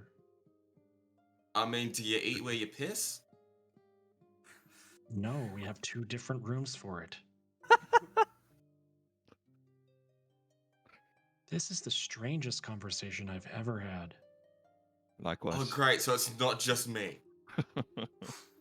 Do you need to use the eating room? We could probably wait, actually. We probably don't need to go now. Well, don't hold it if you have to go. No, it's fine, I'm sure. We'll figure it out, I'm sure. Are there communal eating rooms on the surface? Yeah, plenty of them. I don't get to the surface very often. Should have I've spent heard- time. She ate earlier today, right in front of all of us. I've heard Oh. of the cafe, but we don't have such things here. I thought it was a rumor. I didn't think this was true. Oh, they're real. Very real. I mean, yeah. Don't worry. There's going to be stories of eating room. Communal eating, but not communal toilet. No. Right? Well, No. no. Usually that's- not, no. No, that was a joke. That's cleaner. Barely, but that's cleaner. What do you do when you so you sit and eat and then have company? Oh, yeah. How what do you I don't understand. Yeah, I don't understand this at all. I don't understand. Well, if you get a big table and lots of chairs and then put food on the table, problem solved. Like you play a game at. Yeah. Yeah, but instead of games, it's eat food. This is so Sometimes weird. people play games while they're eating food, or the other way around. Don't know if I should Does the- introduce the concept of does a the food- buffet. Does the food so one hand is Oh, I don't like this. So yeah, We food we eats- can we can talk talk about something else if you like. I'm sorry. It didn't mean to Oh. disturb you.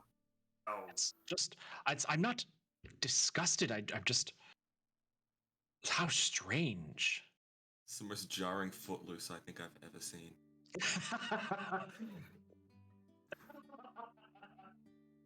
It's against the law to eat other people here. That leads to the devil's work.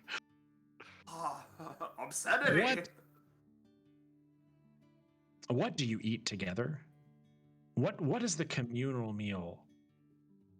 Is it vegetables? Frequently, yes. We're all from a caravan called Litveld, and well, it depends on what they're serving on any given night, really. Oh, you're the dungeon people. Yes, that's why we're here to help Cole. Do you eat together in the dungeon? Well, There's usually not if it's time to safe. eat. Yeah, there's usually not enough time to eat. Yeah, in the dungeon. usually that'd be a big dungeon. I mean, there was that time, what, like a year and a half ago? Oh yeah, when we had to like spend the whole night halfway down because it would have just taken too long to get to the surface.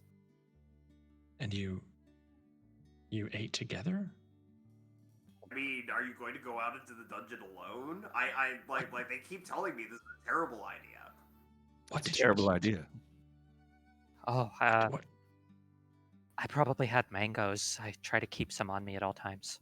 And you just ate the mangoes in front of other people. We They watched. were there. Just you watched. We did. I was Why? tempted to like take one because I didn't bring any mangoes, and it was What? a thing. Well, you can always about ask this- me for some. What about the sounds? The eating sounds. You're supposed to close your mouth when you eat. But you can still hear the sounds. Yes. Just a little bit. Yeah, but we're not like face to face with each other, so I mean that would be weird. Oh, so you sit. Oh, okay. So you sit 30, 40 feet apart. That makes more sense now. Wow, your game rooms must be very large. When you said big table, I thought you meant like a game table, but how big are your games? Oh, absolutely fucking huge. It's like size of like I reckon probably like if you just look at that building and then like lay it down on its side and then like double it in every direction. He looks We have delighted like to you. people wagons, like game wagons. Yeah, multiple game wagons per game. You should teach me to play, but please eat beforehand. I don't know if I'm ready for that. Fair enough, that would be a big step. That makes more sense now. If you can't hear it, that's probably a little bit easier to cope with. I'm sorry, I'm wasting your time. Do you need to use my eating room? It's for now. I think we're good. Okay. I think this is. We're good. But we did Okay. want some souvenirs. I think that's what Arcadia was Souvenirs. asking about. Yeah. Oh, of course. Oh, I have an idea. Yeah. I'll give you, in honor of this conversation, I'll give you a jackal lunchbox. A jackal Sounds fantastic. lunchbox? Please don't eat it together. She goes into her No home. promises. She goes into her home, and she comes back with a wooden box, and it's a light wood like rattan or bamboo, and there is an intricate carving on it. This thing looks like it must have taken 2 weeks of daily work to put together. It's been stained, and this is like a family heirloom that she's giving you. And she holds it out to you. There's a meal for a person in there for when we want to go somewhere. I put some of today's meal in it for you, and you can eat it wherever you like, but it may be best to eat it somewhere where people can't see you. I suppose we respect your culture if you do that sort of thing in front of others, but it's unusual. Anyway, here Well- it is. Well, we'll respect yours, when in Notchet.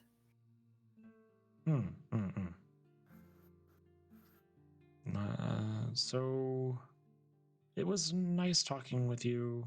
This was a pleasant conversation.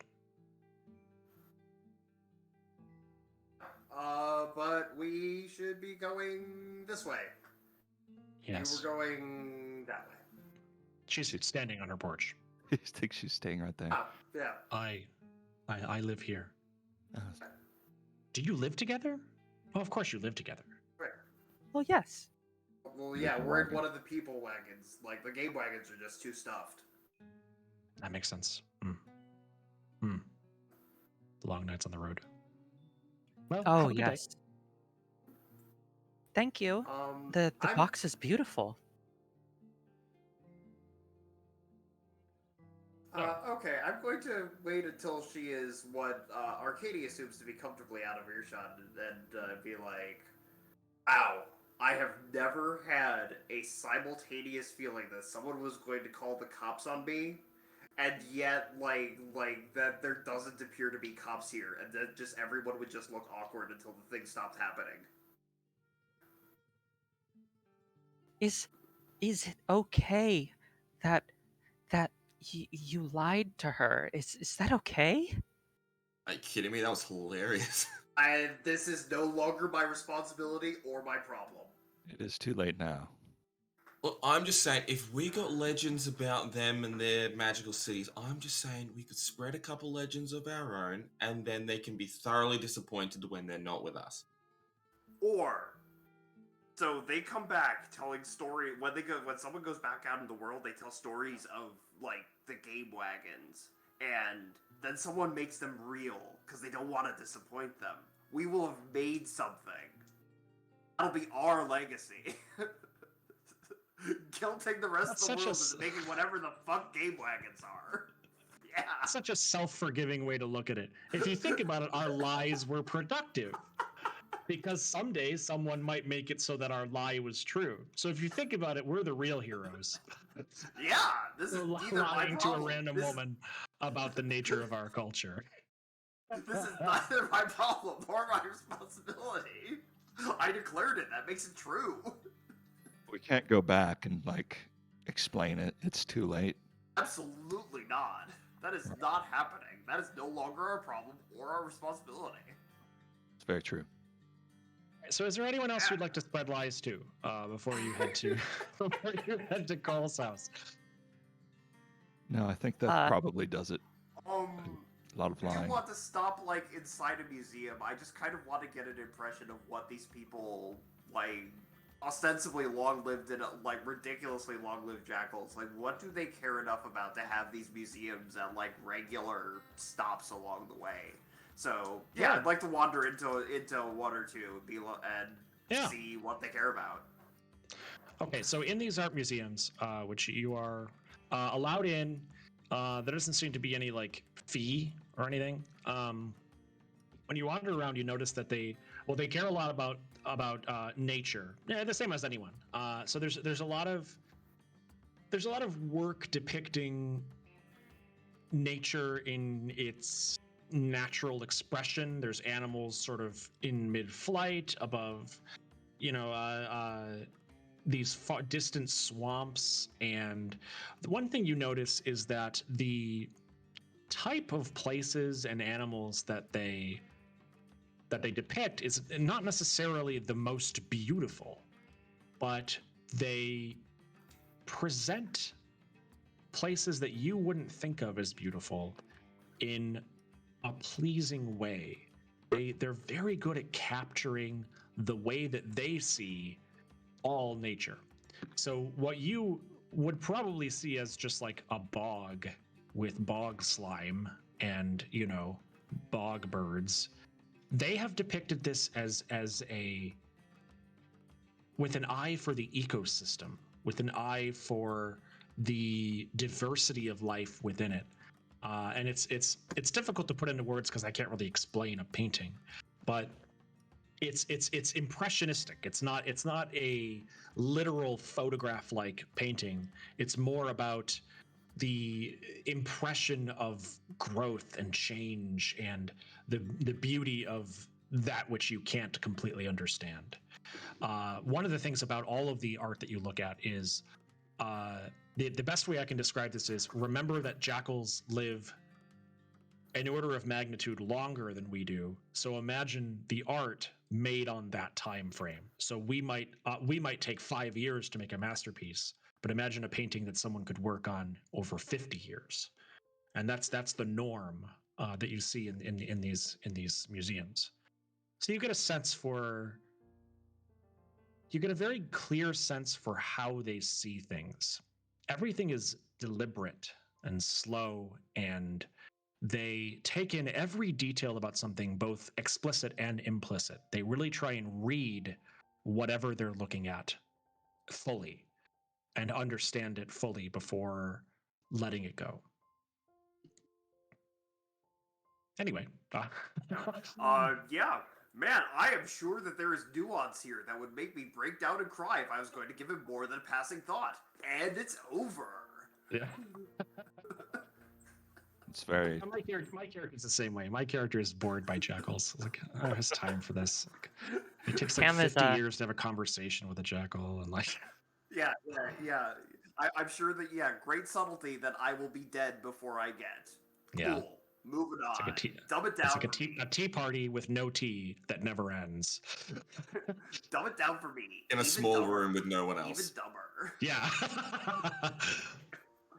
Tam is All like right, so- probably enchanted by these paintings of nature to the point that one of you will probably have to like pull on her arm to get her to leave. Yeah, awe-inspiring beauty. Come on, we got an appointment. Step into someone else's experience. Yeah. All right. So, are you gonna head for Cole's house then? Is there anything else you want to do? We're good. All right. So the four of you go to the address that Cole gave you, and outside this white stone building, which seems to blend with the surrounding ice crystals totally seamlessly. It looks like an extension of the crystal, but on close inspection, you can see that it is this very warm white stone. There are carvings of the three people who live here on the front step of this house, and they are meticulous, perfect detail. And it's the same idea that I just conveyed to you, that like you're really stepping into how someone else sees something, but this is the way that Cole sees his companion and his kid. So there's a jackal man and a jackal woman, and a younger jackal man, and you have a weird sort of affection for them if you let yourself, if you look at it for long enough. And there is an open doorway that leads into a large single room with a few adjacent annex rooms.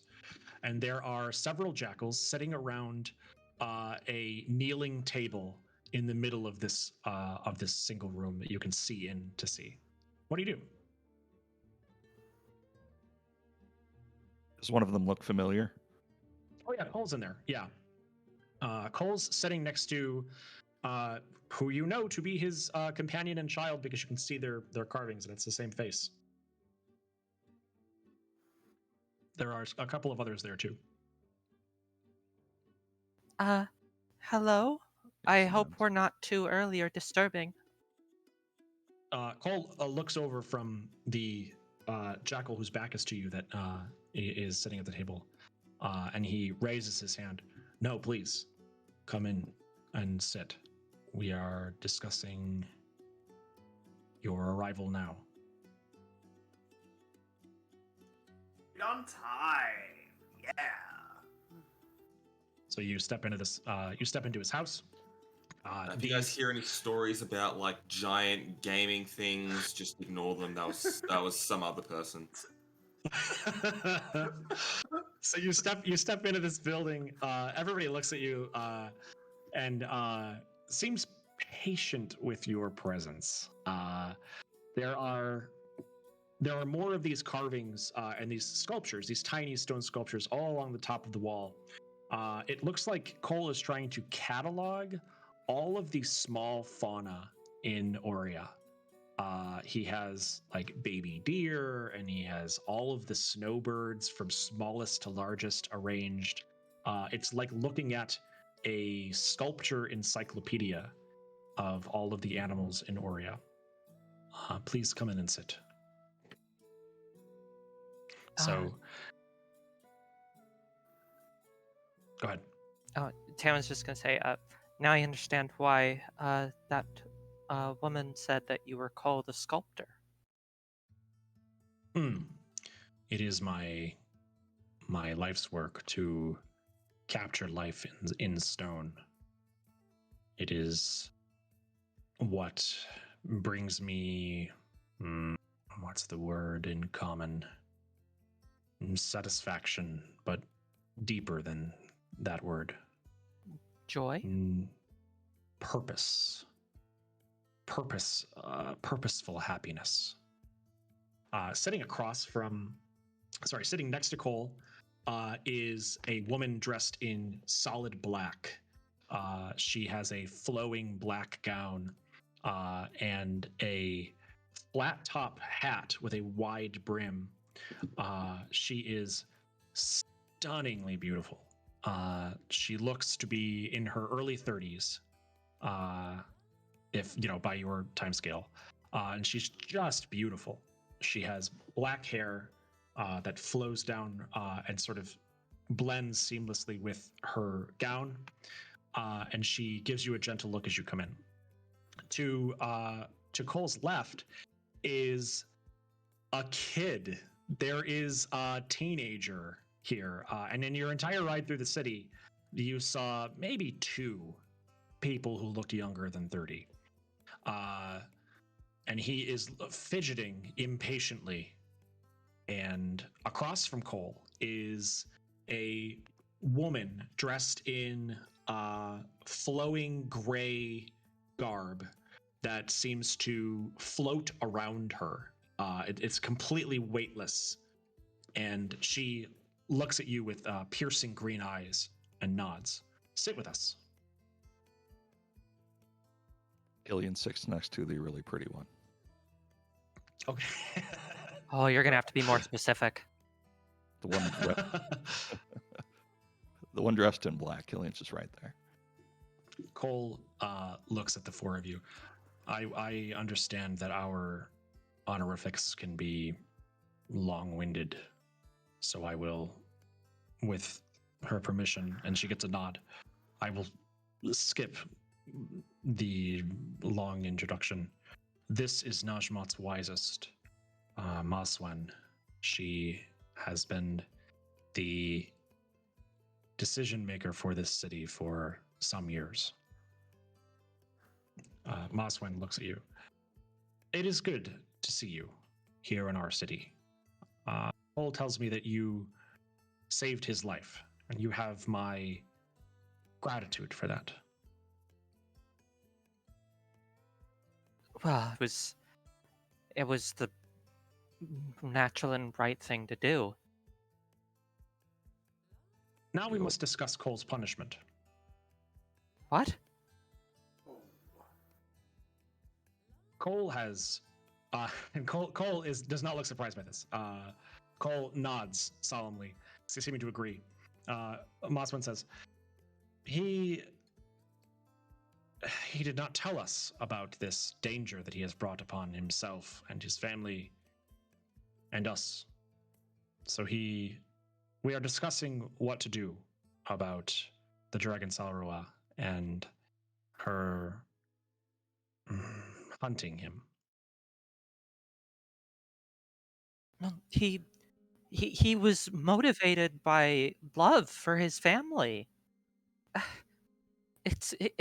People do incredible things that they wouldn't normally do when they're motivated by that kind of thing. Now he faces a decision. He has conscripted his child and his wife into service that his son could not have agreed to do. His son, sitting to the left of him, is biting his tongue, physically biting his tongue. And you can see him digging his claw into the top of his leg as he sits and remains silent. Mosswood continues. They are now pressed into 1 year of service to the Dragon Salroa, who will undoubtedly, if allowed to have what she wants, use them for evil ends. What would you do? Yeah, that kind of was a bit of a dumb move. Yep, I'm gonna agree with you all on that one. Well, this curse and indentured servitude has to be broken then. They would be dead had he not done something, from what it sounds like. Looks regretful, and he looks up at the four of you. I would renege on my deal. It is my word that I gave to them. What would you do?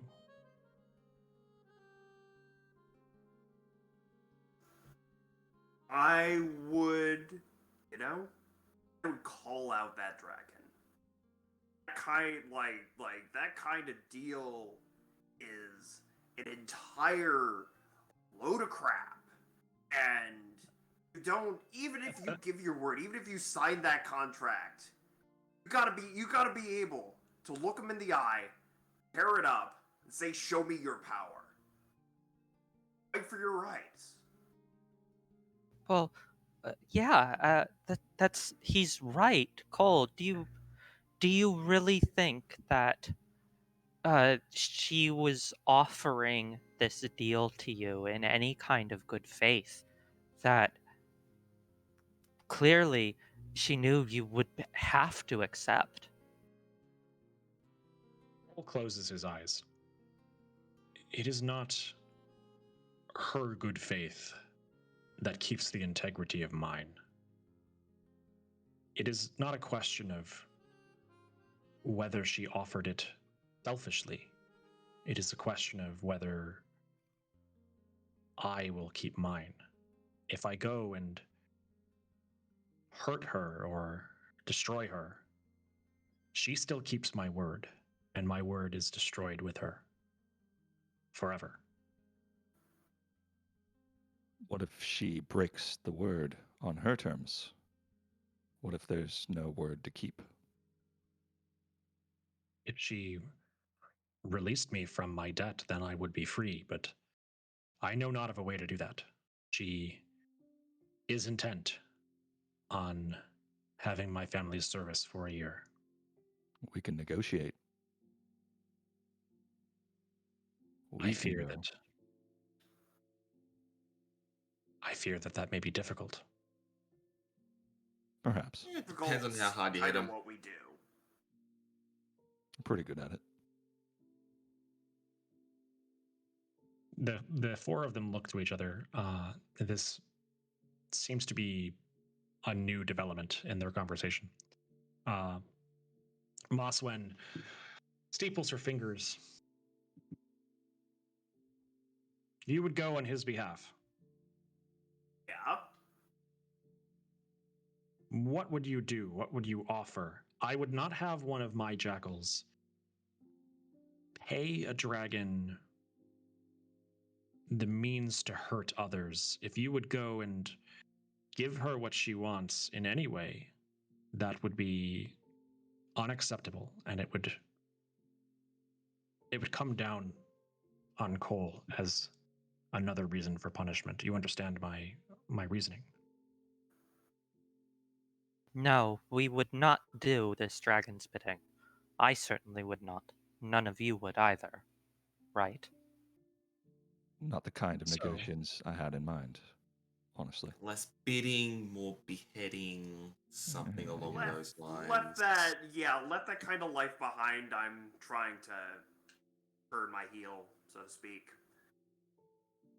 If you would kill the dragon, would you do it for Cole, or would you do it for the world?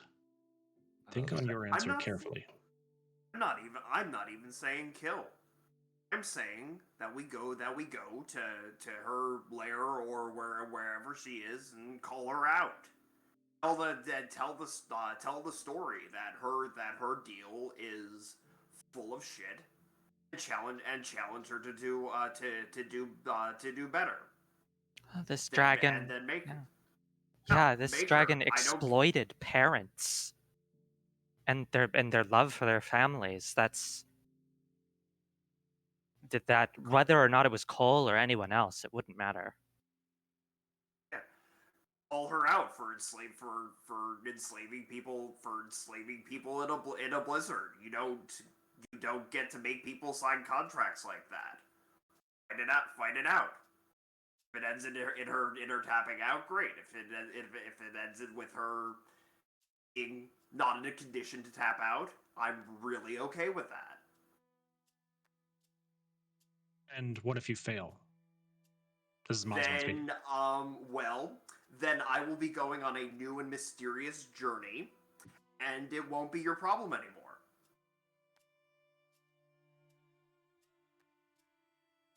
How do we know that you can even find her? We don't know where she lives. Yeah, I got a nose for that kind of thing.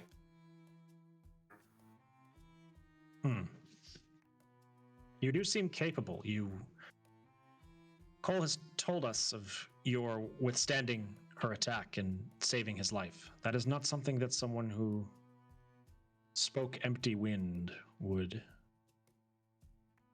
be able to do. This is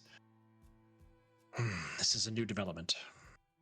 Well, if I may, given her age and status, I might be able to call on Peroa's wisdom to find out things about her and where she is or what she's done exactly. It is acceptable to me that you would commune with your god and perhaps find a way for Cole to be free from his debt without having to pay the dragon the means to do evil. I will grant a stay of Cole's punishment for 14 days. If you come to us with evidence that Saurua has released Cole from her debt, then he will be free. Is this acceptable to you? It is. Shouldn't take us Very too well. long. 14 days. I apologize for the haste with which I must ask you to do this, but you must understand that Saurua is one of the few creatures who could find this place, and if she did, it would be trouble for us forever.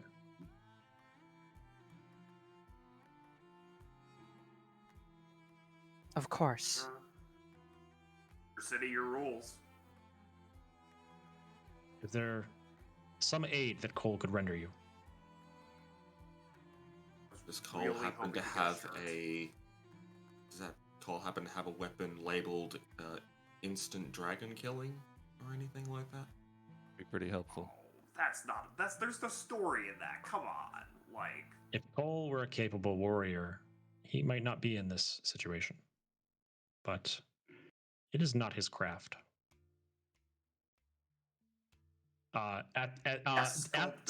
Saying this, Cole's son tenses up even more than before. And you notice that Shenzira, who is his son, is armed. He has a sword at his hip, and his whole body seems to tense with the urge to say something. So much so that his mom reaches behind across and rubs his back. 14 days then, Mosman says. The deal. Well, while I don't know that this will end in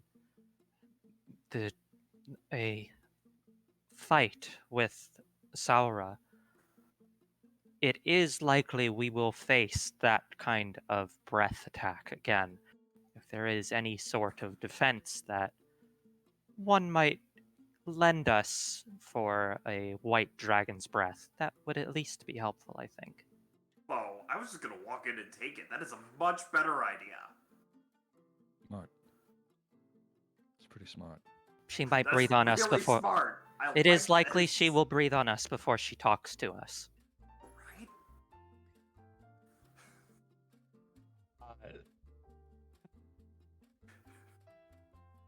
Yeah, that's fair. So Moswen nods. I will investigate this. If you will wait till tomorrow morning, I will have something for you. Right. Unless Anything else? Tam looks to Cole's son, and she tries to sort of gently ask if there's something he wants to say. Bethel Keeper background lets her speak better with like children and parents and such, but I don't know if that would apply to a jackal. Well, he is actually 18 years old, so yeah.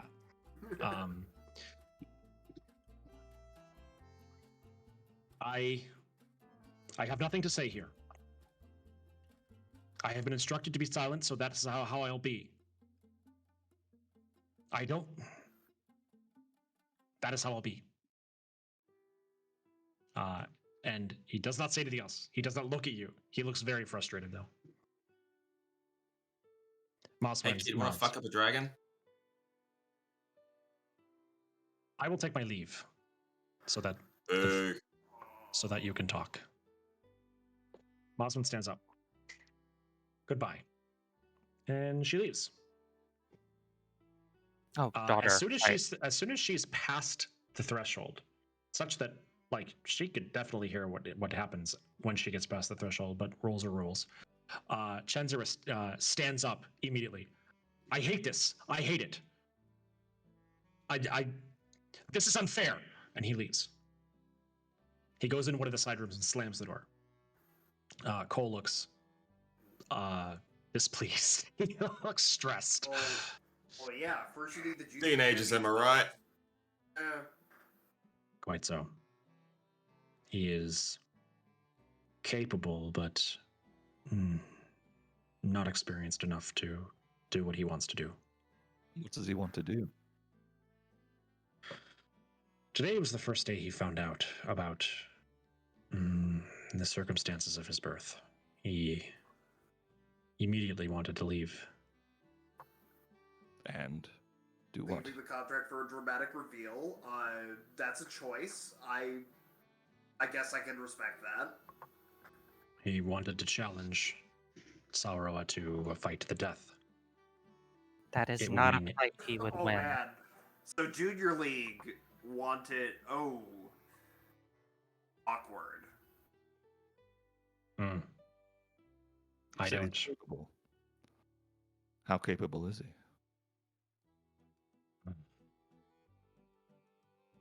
In some years, he will be able to handle a challenge like this, but he is not a prodigy. He is only a student.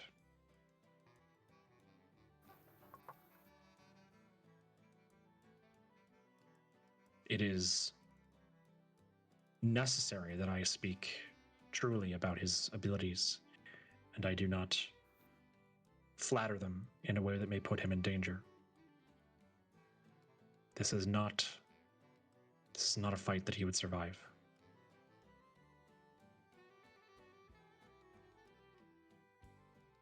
But if you look at it from a certain angle, he's kind of No. already in danger. Hmm. So, if he wants to help, he'll get the experience. And it's on him. That way, if it's his decision and what happens, happens. We can't put him in that kind of danger. I'm not saying we put him in danger. I'm saying he puts himself in danger. Roll me insight.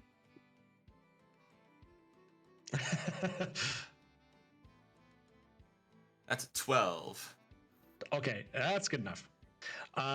Cole is not super emotive, but he looks a little bit pissed off. He looks offended. It is not a subject for debate.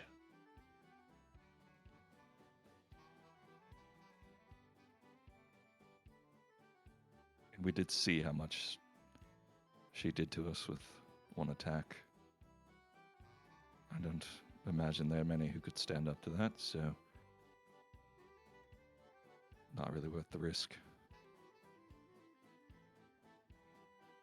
Yeah, all right. Let the family problems be family problems. Let's get off my back. You can stay here for tonight. Tomorrow you will try and find her lair. What is your plan? We have some ways. To march right into her lair, challenge her to a match to make her stop being the like Oria's biggest jerk. It's not going to work. She's going to continue to be the world's biggest jerk. There are literally legends as long as history about it. And then we're going to make her stop. We're He cool will like lead the that. way. He will lead us Yeah. to the lair. Which direction should we start with? Arcady.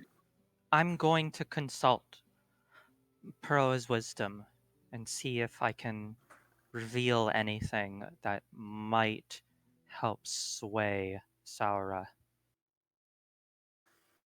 Yeah, I'm gonna see if I can remember anything about, like, the general direction she's been coming from all this time. Like, people have marched off to her lair to go to certain deaths, so someone's gotta know where it is. So, Arcady doesn't remember anything like that. She is not known for leaving her lair a lot. So there aren't any stories about, like, what region she's from. Only that she's lives in Oria somewhere. There are huge sections of Oria that are impassable, though, just mountainous regions where there's not a lot of civilization where she could live. To be a little more clear, once Tam is like able to Yeah. find the time, she's going to spend the 10 minutes necessary to cast legend lore on Saura's name. Cool. Tell me what legend lore does. I have never cast this spell before. Legend lore lets you name or describe a person, place, or object, and it brings to mind a summary of significant lore about them, and it might consist of tales or forgotten stories or even secret lore about them. And it only really works on things of legendary importance, but since Saura is such an ancient dragon, my hope is that Yeah. it'll reveal something that she would not want someone else to know. Cool. So you're casting this now? When like after this meeting and such, and Tam and the others are like sort of out of the room and have 10 minutes for her to do it because it's a Hey. 10-minute cast. Yeah. What's the component for legend lore? Curious. It is incense worth at least 250 GP. Nice. Okay. So you We're sit in front 15th of level, incense- so I'm kind of guessing that Tam has this. That's fine. Yeah. Did you remember to buy that? No. You're good. So Tam sits in front of an incense burner, and there is a line of smoke that runs straight up her nose, down up the center of her body, and she concentrates on it, and it twists, and it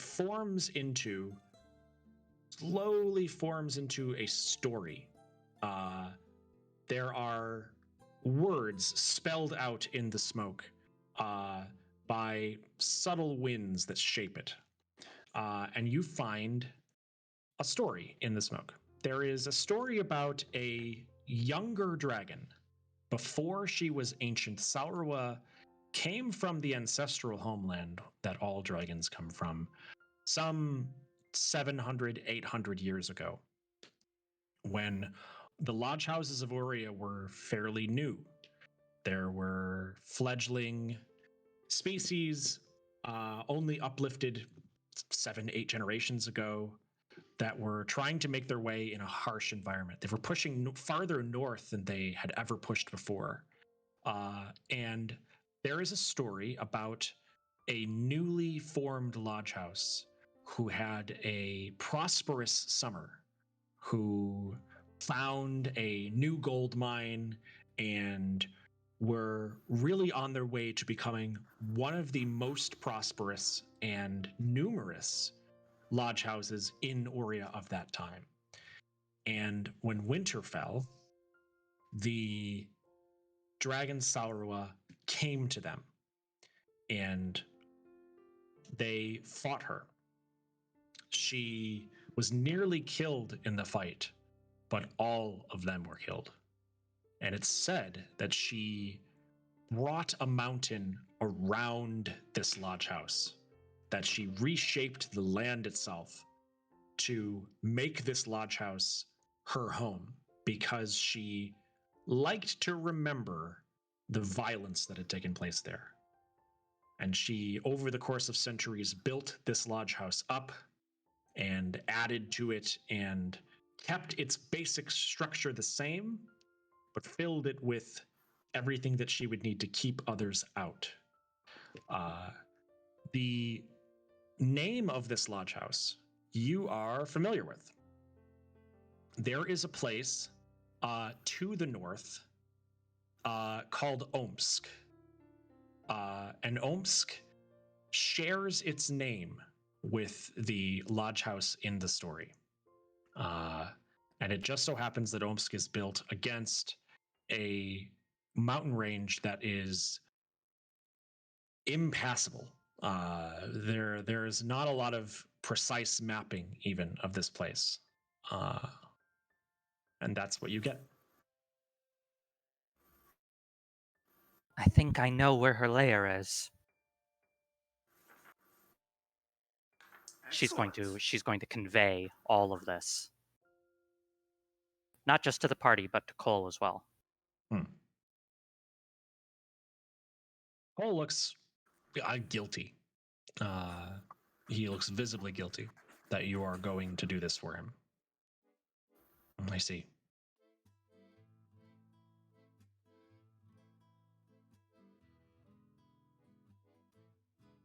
Knowing just where it is isn't by itself a plan, though. So I grew up in an Orient lodge house. Like, if the legends are true, and a lodge house was the base of her lair, could that be some sort of? Could there be some sort of weakness in there, like built into like one of the properties of the lodge house, like how it's built or how it's secured? I love that question. Yeah. Roll me history. Yeah, I will. Alright. I'm going to re-roll that with Lucky. That is a 24. 24. Okay. I love that question. So, lodge houses. There were not always bears in lodge houses. Bears used to live separate from elk. Lodge houses are very much a servine thing in the early days. And one of the things that is true of lodge houses is that everyone who lives there has to contribute something. They have to try and make it clear that they are necessary to live there full time. In the early days, the way that bears would make it clear that they were necessary and earn their keep in lodge houses was by knocking them down. They would.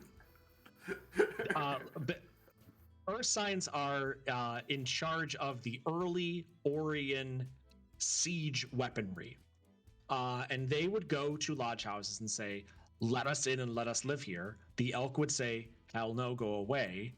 And then the bears would respond by hitting a specific center column that were common to all the lodge houses at the time that would cause them to cave the hell in. They would send warning before doing this, so they weren't just murdering people. And they would also do it in early summer so that there was plenty of time to rebuild with the Ursines' help. And then they would do it. If you knock a stone in just the right spot in an early Orient lodge house, it ceases to be a structure and becomes a pile of building material. Okay. So yeah.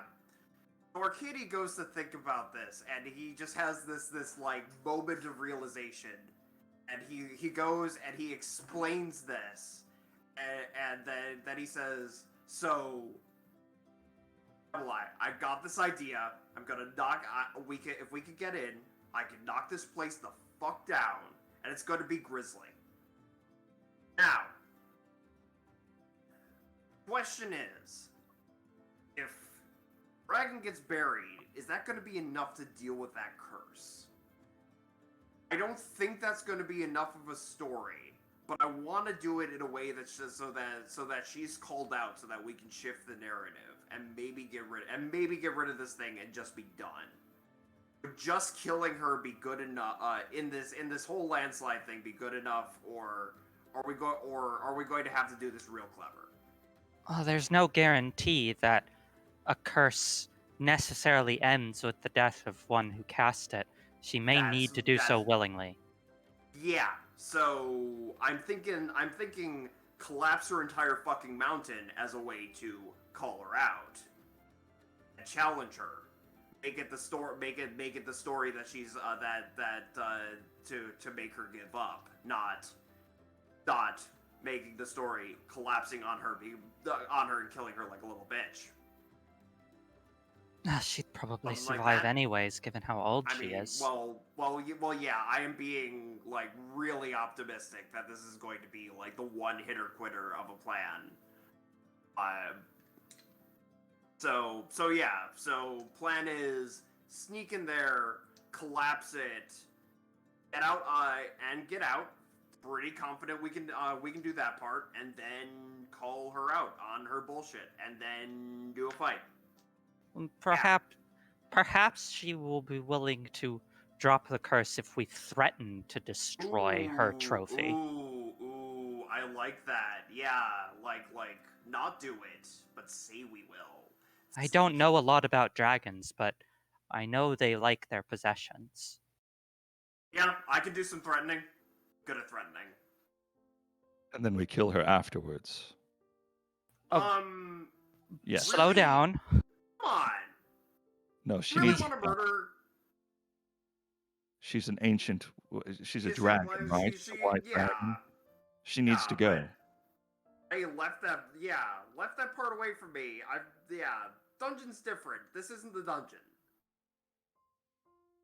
No, Well, she is a monster. Assuming we are even capable of that feat, we are there.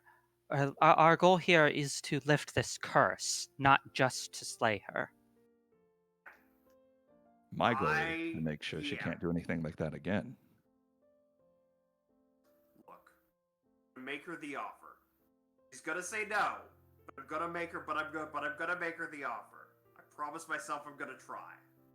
When she doesn't, well, we can get the bag out. One thing at a time, I suppose. One thing, yeah. Enough for me. Okay.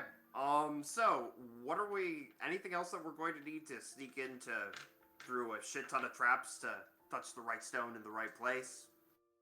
Could I ask maybe like a housekeeping question?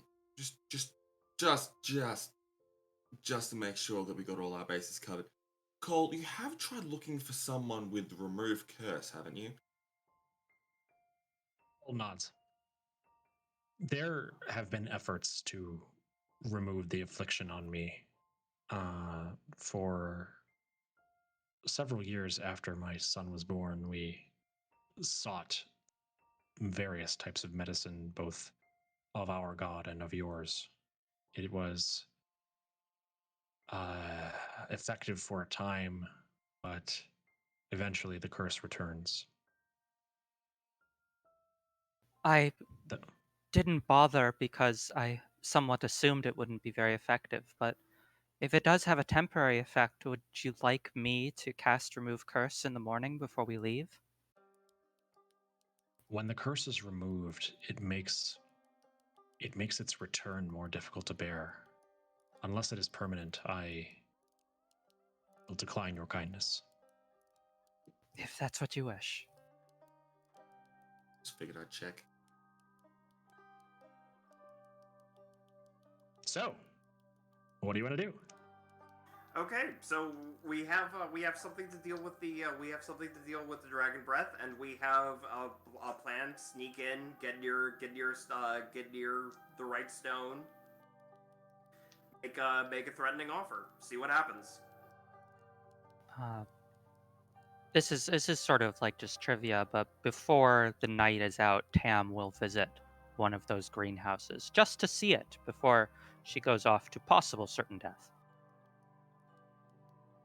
And before the night's up, Killian will ask Cole, "Do you have an eating room around here that we could borrow?" Important. Yes. You have a private one we could take. Do you have lodging for us too? A master eating room, perhaps, would be pretty nice. Odds. I understand it's probably an unusual situation for you. You are, of course, welcome to stay here, and we have a guest eating room, over there. And he points toward one of the annex rooms I was describing earlier. Perfect. Thank you very much.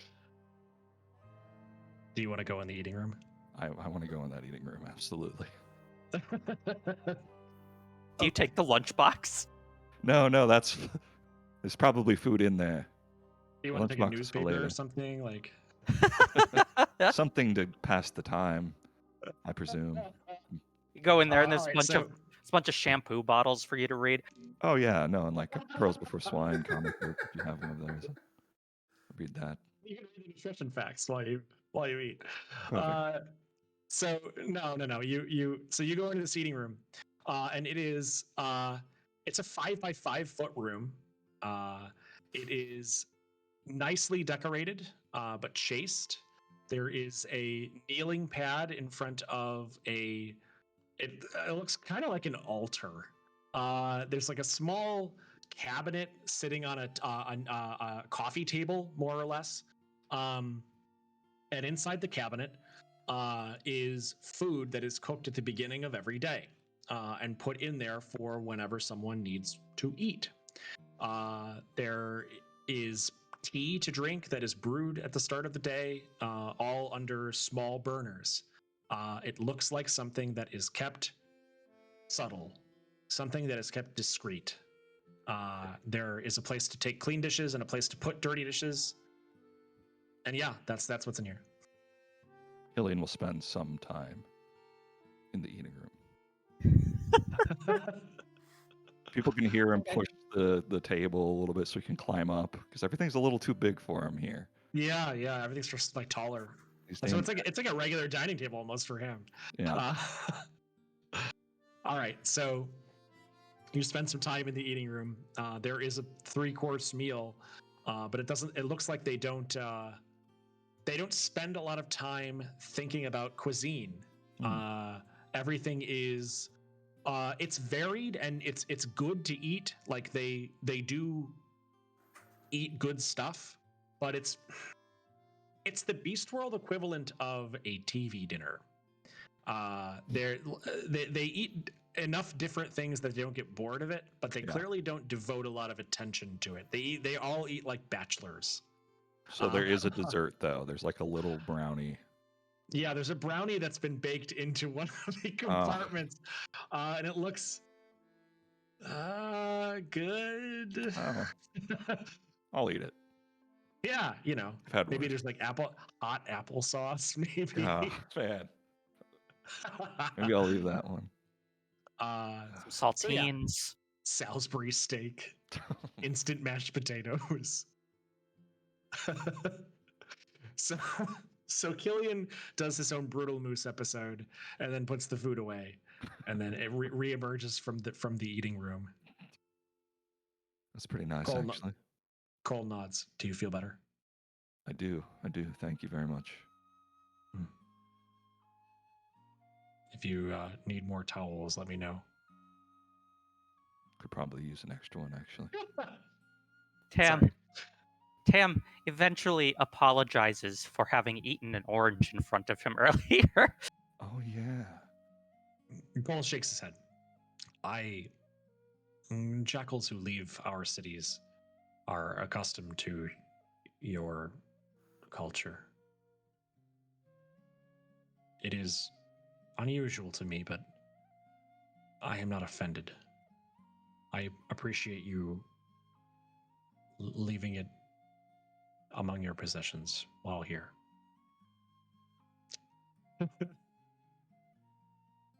All right, so does anyone else have anything to do? Just wait till I hear about ASMR. Oh no. Oh god. Oh, what's the word for those YouTube videos where like they eat like all the food? Oh Like they eat like a huge meal. I don't even like that. I identify. I do eat socially, obviously, because I'm not, an alien. But I do identify with this a little bit. Like they know, like we're working in the office because I have misophonia a little bit. So like what the eating sounds get to me. Like it's very easy for me to roleplay with this. So yeah, does anyone else have anything to do before you go? No, but I am gonna run to the bathroom real quick.